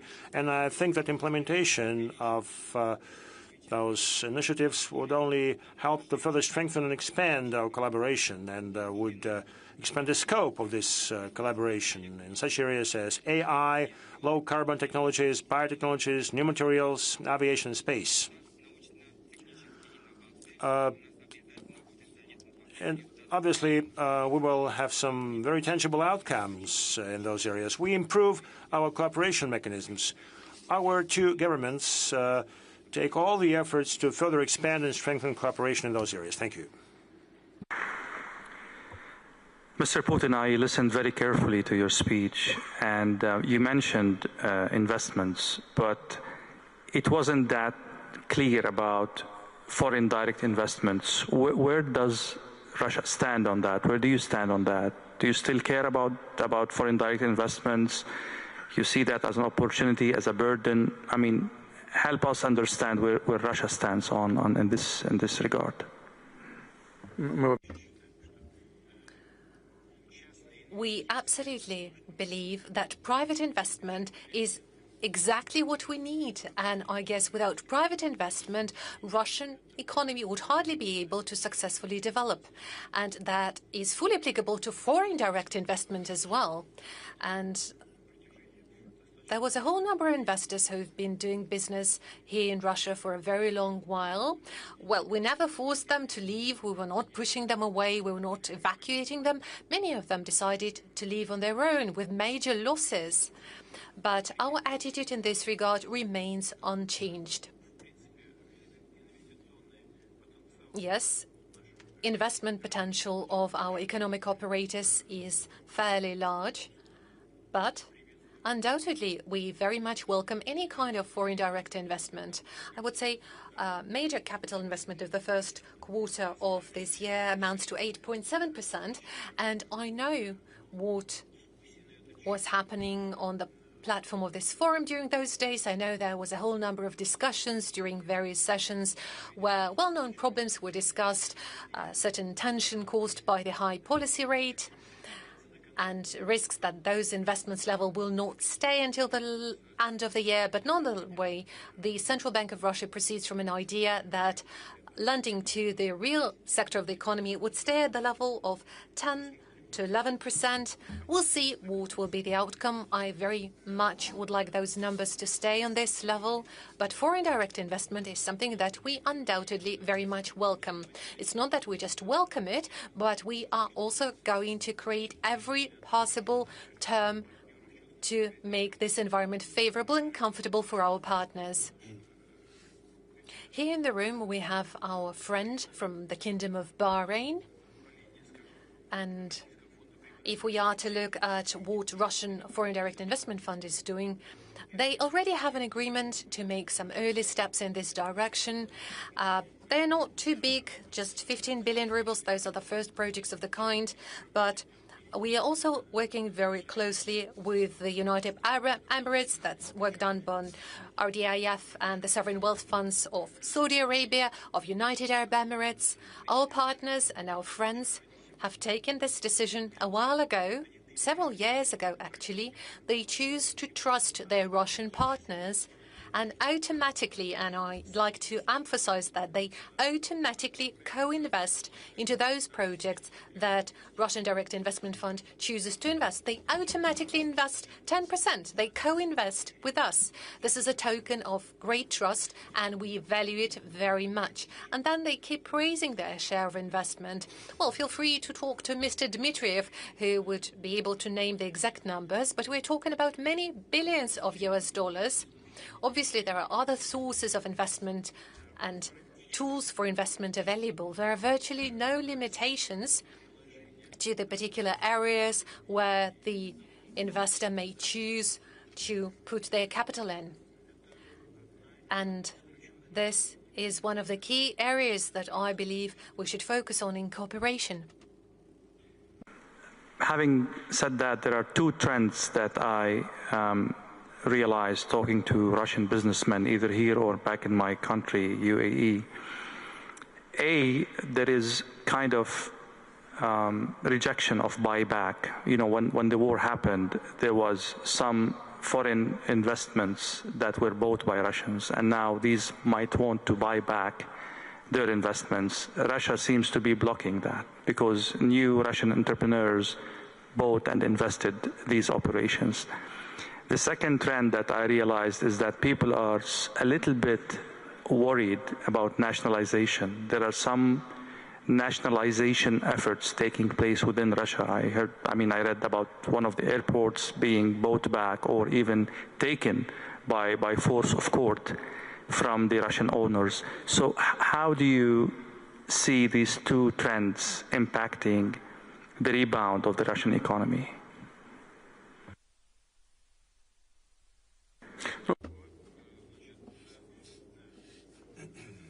Well, as for nationalization, well, obviously nationalization cannot possibly have a positive impact on the growth of the Russian economy. We are fully aware of it. The case that you refer to, I guess you're talking about Domodedovo Airport in Moscow. Well, I'm sorry, but all the fuss around this particular airport has been going on for a while. It's not that this dispute emerged yesterday. No, it has been in place for quite a long while. It's been in place for many years, and the final outcome of that was this very court decision that you referred to. But it has nothing to do with nationalization. It was a court decision. Nationalization process is described by law, and we do not apply this law. We do not apply those norms, and I've been saying it repeatedly at my meetings with the business community. All I'm saying is that in the course of privatization, there was a whole number of mistakes and unfair steps made. We know cases when something that would cost millions would be privatized for 1 ruble. But in terms of social justice, that was by far not the best type of privatization. But an even worse decision would be to try and take it back now. So my view is that we do need to elaborate the right regulatory framework regarding limitation periods for events like that and close this issue once and for all, once and for good. That is why the comments you've made, the two trends you referred to, well, first of all, there is nothing like deprivatization or nationalization happening.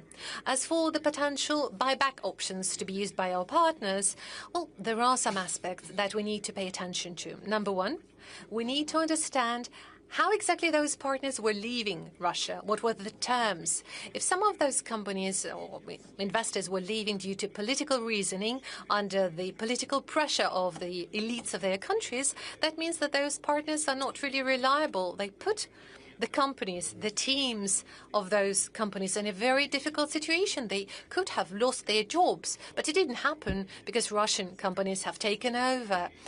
They would fill in the niches made vacant. And in this regard, frankly speaking, decisions of the kind have actually contributed to a better quality of the Russian economy, a certain restructuring of the Russian economy, because Russian entrepreneurs were becoming owners of those companies that choose to left. However, if there are legally binding documents that are agreed on by the partners, and if those legal documents do foresee the buyback option, well, then there is no other way but Russian companies have to comply with those requirements. We want to make sure that relationships are reliable and stable.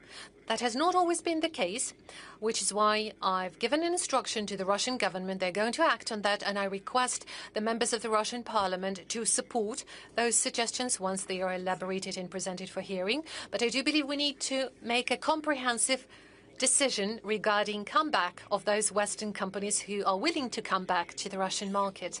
We have to support all the initiatives that favor us.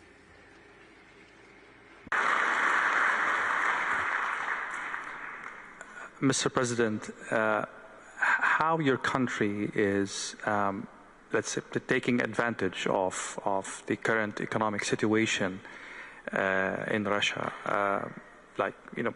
people left, businesses are left back. There are opportunities in the market now for a country like Indonesia. How are you leveraging the situation?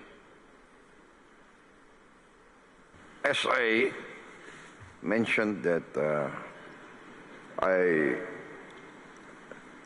have had good relations with Russian business entities, business groups, but mostly I have to be very frank, they were interested and they are interested in coming into Indonesia. And because I think we have a lot of sectors that are still very, let us say, at the ground level, a lot of way to grow. And so basically it's mostly Russian groups that want to come to Indonesia.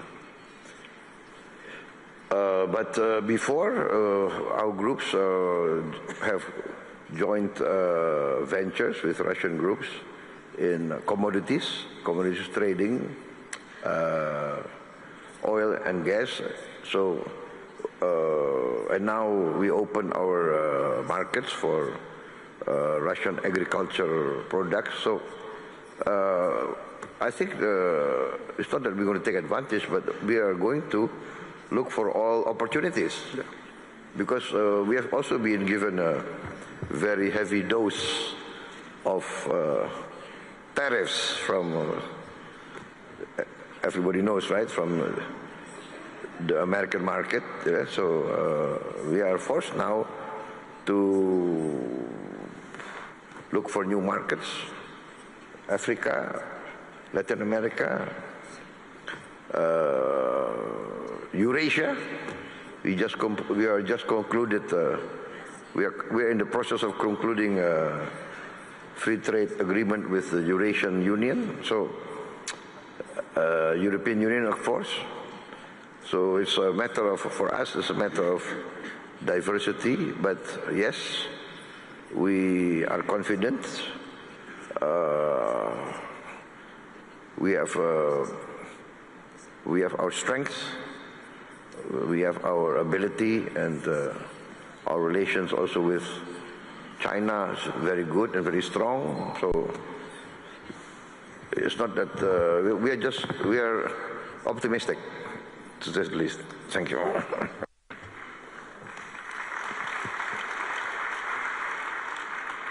Mr. Vice President, there are many aspects for the economic relationship between South Africa and Russia, but one of the main aspects is the energy deficit in South Africa, and you've been trying to mitigate this problem or solve this problem by cooperating more with Russia in the realm of energy. So far this hasn't been fruitful as much as you would want to, or as much as Russia is capable of helping. How do you assess this? Yeah, thank you for the question. Firstly, let me say that I've already had good meetings, both with the Prime Minister and the President, and we've agreed that we need to increase trade between our two countries.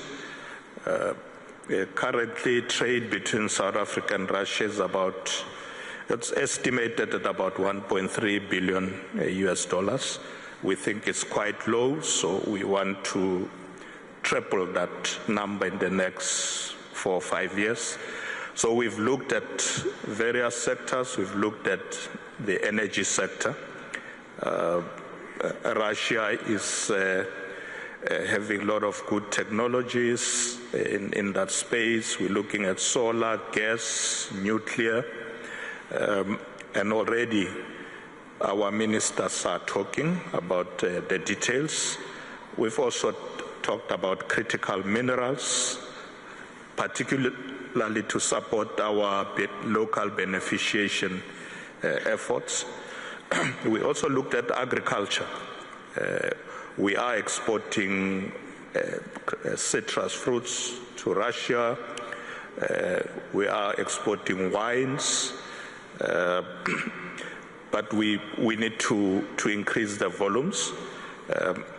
We have what we call South Africa-Russia Business Council. They are also making deals on what to import from Russia. One of the business people was telling me yesterday he has just signed a deal to import Russian vodka to South Africa and obviously to the African continent. So the work has started. We all agree that we need to do more. We need to increase trade between our two countries. All what we have to do as well is to also cut the red tape.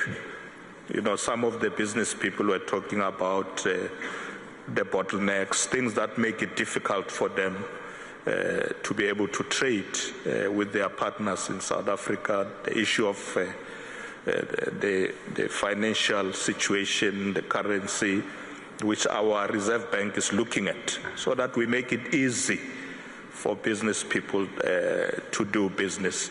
So it is our commitment, and we've agreed on all these areas, and as we speak, the ministers are already working on the details, including issues like water as well. They are also dealing with that, infrastructure, issues of railways, locomotives, signaling. Really, a lot of work is now happening. We're going to see trade increasing between South Africa and Russia. We have started. Thank you.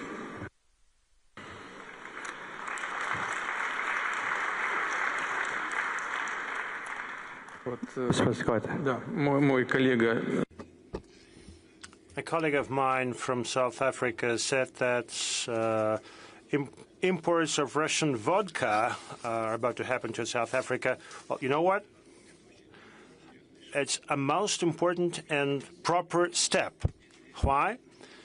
If you have some vodka, you've got to chase it down with something. And obviously, meat supplies will follow.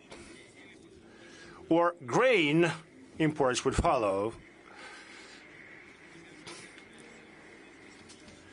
I mean, together with our friends from Bahrain, we plan to establish a hub to support imports of wheat from Russia. And let me remind you that Russia is #1 in terms of wheat exports. And a lot of countries of the Arab world are very keen to have our wheat. So step by step, this is where we're going to proceed. As to energy, yes, of course, we have a lot of opportunities here, including nuclear energy. And in this connection, let me remind you that Rosatom is undisputable world leader in nuclear energy development. And I think they build 22 units across the world. This is the highest number that far outpaces all our competition, be it the US, Japan, or any other country. And we consider this opportunity. We are considering joint work in our partner countries, including in South Africa. So, yeah, got a lot of good and promising areas for us to tap. Well, I'm not talking about hydrocarbons, of course. This goes without saying.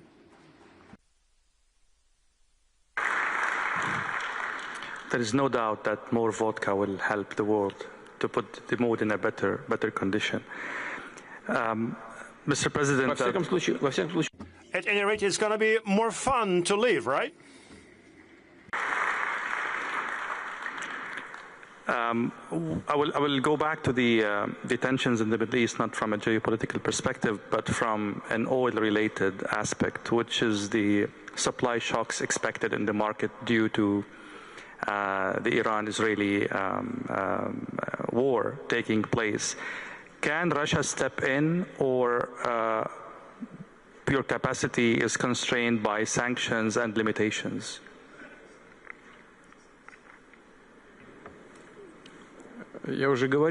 I think I did mention, what do you mean, do something or deal something? Step in, I mean, to mitigate the supply shock in the market due to the events in the Middle East. Can Russia do something about that if this happens? Yes, of course. Yes, of course. It's not about us.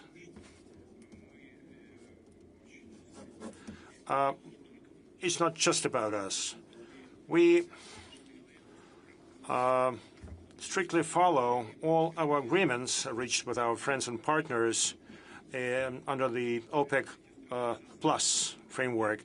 And those countries limit production and supply of energy sources to the markets. But now, based on our agreement, the production is growing very slowly, and I stress it, slowly and steadily, in order not to upset the global market. The idea is to ensure a balance between demand and supply and fair prices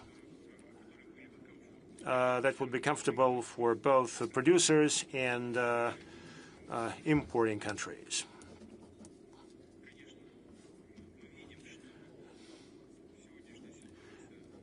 We do see the current situation in the Middle East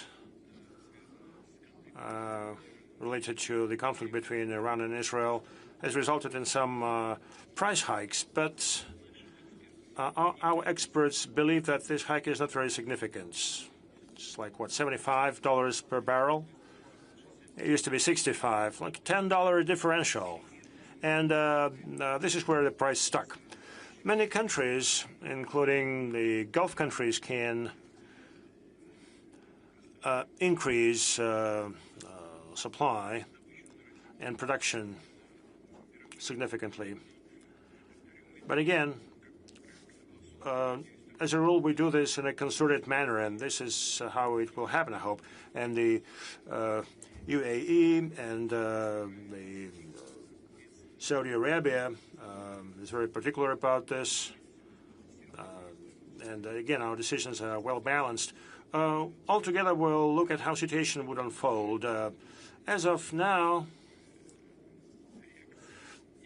there doesn't seem to be any need for any immediate response or action.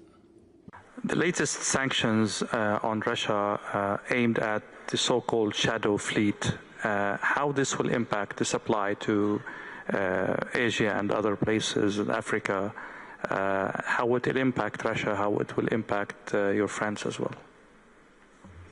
Wasn't it?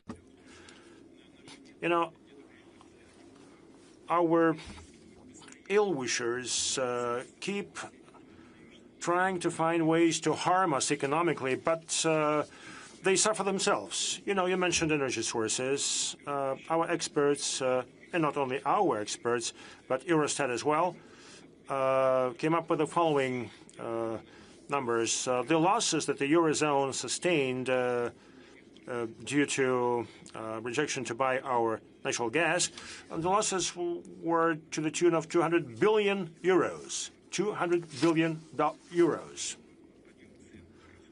And we see that the prices are rising across the board. Now, as for the shadow fleet, our Chinese friend came up with a very good definition. Wherever and whenever somebody's trying to hit us, so this is where we get stronger. Why? Well, because we always find a response. We always find a solution.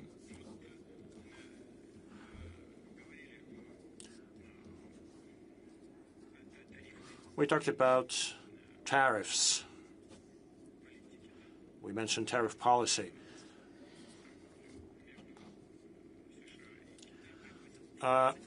Trade between U.S. and China accounts for 20% of global trade. And under the current conditions, when debt is rising in the global economy and debt has reached a level of 300%, and obviously this affects everybody. And any attempt to hurt us, including through the attempts to hit our so-called shadow fleet, well, these attempts would trigger problems across the board, and primarily for those who are trying to make our lives miserable. Well, because this ultimately would affect global prices and would impact the countries that are trying to impose such restrictions, because they are key consumers, and we will find markets for us. It's a very interesting tone in this answer. Let me ask you directly. This is my last question before I give 1 minute for each esteemed participant to finish or to say some final thoughts. There are enough reports out there, credible reports, that this war is killing the Russian economy. Your inflation rate is very high, your interest rate is very, very high. Your growth by the best optimistic scenarios will not exceed 1.5% this year. Is this war killing your economy?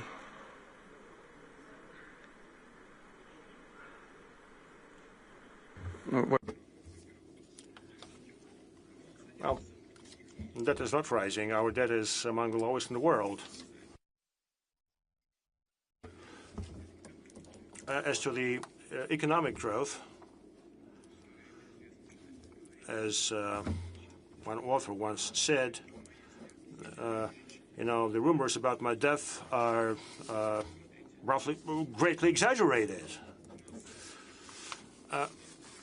The key indicator is GDP growth. In 2023, the growth rate was 4.1%. Last year, it was 4.3%. And the global growth, if my memory serves me right, is 3.3%, which means that we grew faster than the world average. The U.S. had 2.8% of growth. The Eurozone, 0.9%. So clearly, Russia is demonstrating good progress and is demonstrating good pace. If we discount hydrocarbons, the growth would be even higher. It would be 7.2 last year. I'm sorry, 2023, and 4.9 last year. But this is not the most important thing. It's nice, but it is not the most important thing. What matters is that the composition of the Russian economy is changing. This is key. And 43+% in the GDP is in non-oil and gas sectors and not defense sector. The majority of our growth is ensured by the industrial sector that is not related directly with the defense sector. One thing that we're very happy about is as follows. We keep talking about import substitution, and indeed we've allocated significant financial resources to substitute the items that are no longer available in our market due to sanctions and due to withdrawal of some Western companies. And now we're witnessing a very positive kind of development. We see more and more products and items that are based on our own solutions, to use our own platforms that are related to the development of science and the high-tech sector. Now, the share of such products keeps expanding, and this means that the composition of our economy is changing. And this is one of our key objectives, one of our key tasks. The industry is growing at a faster pace than the GDP, national GDP. And last year, I think the growth was around 7%, 7.2% for industry. In Q1 of 2025, it's 1.6 to 1.9, and this growth continues. And this is happening against a backdrop of very low unemployment. It's at historic low. It's 2.3%.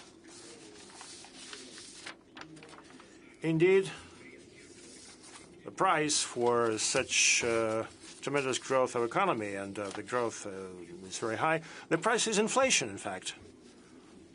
But the central bank and the government taking necessary measures and efforts, including with respect to the policy rate, and obviously you witnessed the discussions unfolding in the government and between the government and the central bank.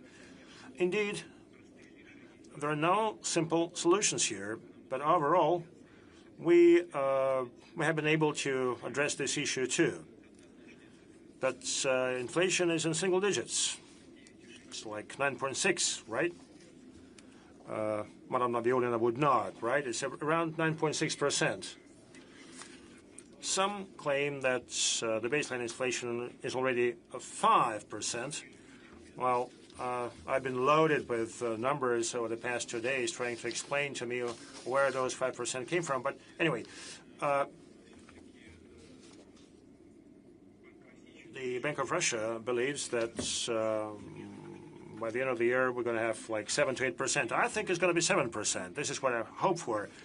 And this means that the measures taken by the financial authorities of Russia yield positive outcomes. Indeed, there are issues. There are many issues that we need to address. And the head of Sberbank is smiling, is nodding. Well, why not smiling? I mean, his margin is 5.7%, whereas major Western financial institutions would have a margin of 3.7%. This is pretty good performance. Yes, in the banking sector, we also have some things to focus on. But overall, our situation is stable, reliable, and I count that it will persist this way.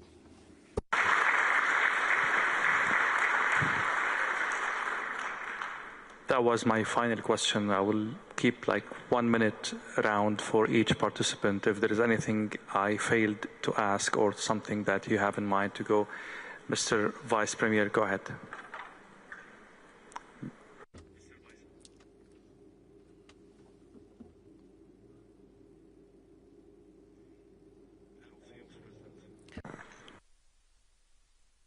I'd just like to thank President Putin and the organizers of this forum for this great opportunity. I think we've learned a lot from each other. Thank you very much.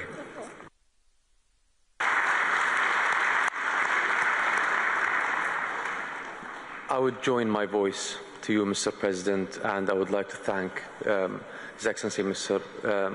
Vladimir Putin, the President of Russia, for inviting us here to beautiful St. Petersburg, to listening to your wisdom and to listening and to share our thoughts with you all. So thank you very much.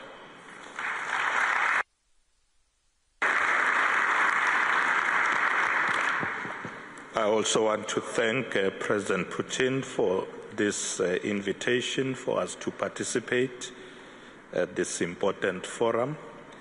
It is my first time in this beautiful city of St. Petersburg, and we've learned a lot from the other leaders, and we consider Russia and President Putin as our friend and ally, and we are looking forward to continue working with President Putin and the people of Russia. So I'm looking forward to coming back to St. Petersburg.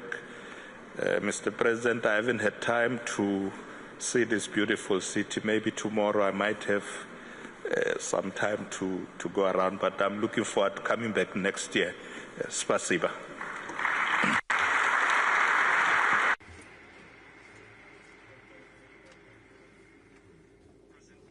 This is the second panel I had the privilege and the honor to have with you in less than 1 year. I can't be more privileged. Thank you so much. You've always tolerated my questions and, really a testament to your belief in open dialogue. Thank you so much, esteemed guests. Thank you. And everyone, thank you so much.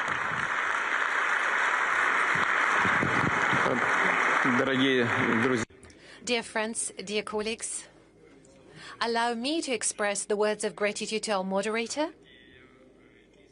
And very genuinely, I would like to express my gratitude to all of my colleagues who have participated in this panel session. I am sure that it was exciting to follow for the audience here in the room and far beyond. I'm very sure that many of the words expressed today will be quoted by international media outlets all around the world. Thank you so much for having candid and open conversation. And many thanks to all of the participants of the panel session who have been able to stand in line with the degree of heat and tension that we experienced. Thank you for being with us. Thank you for being so open and truthful.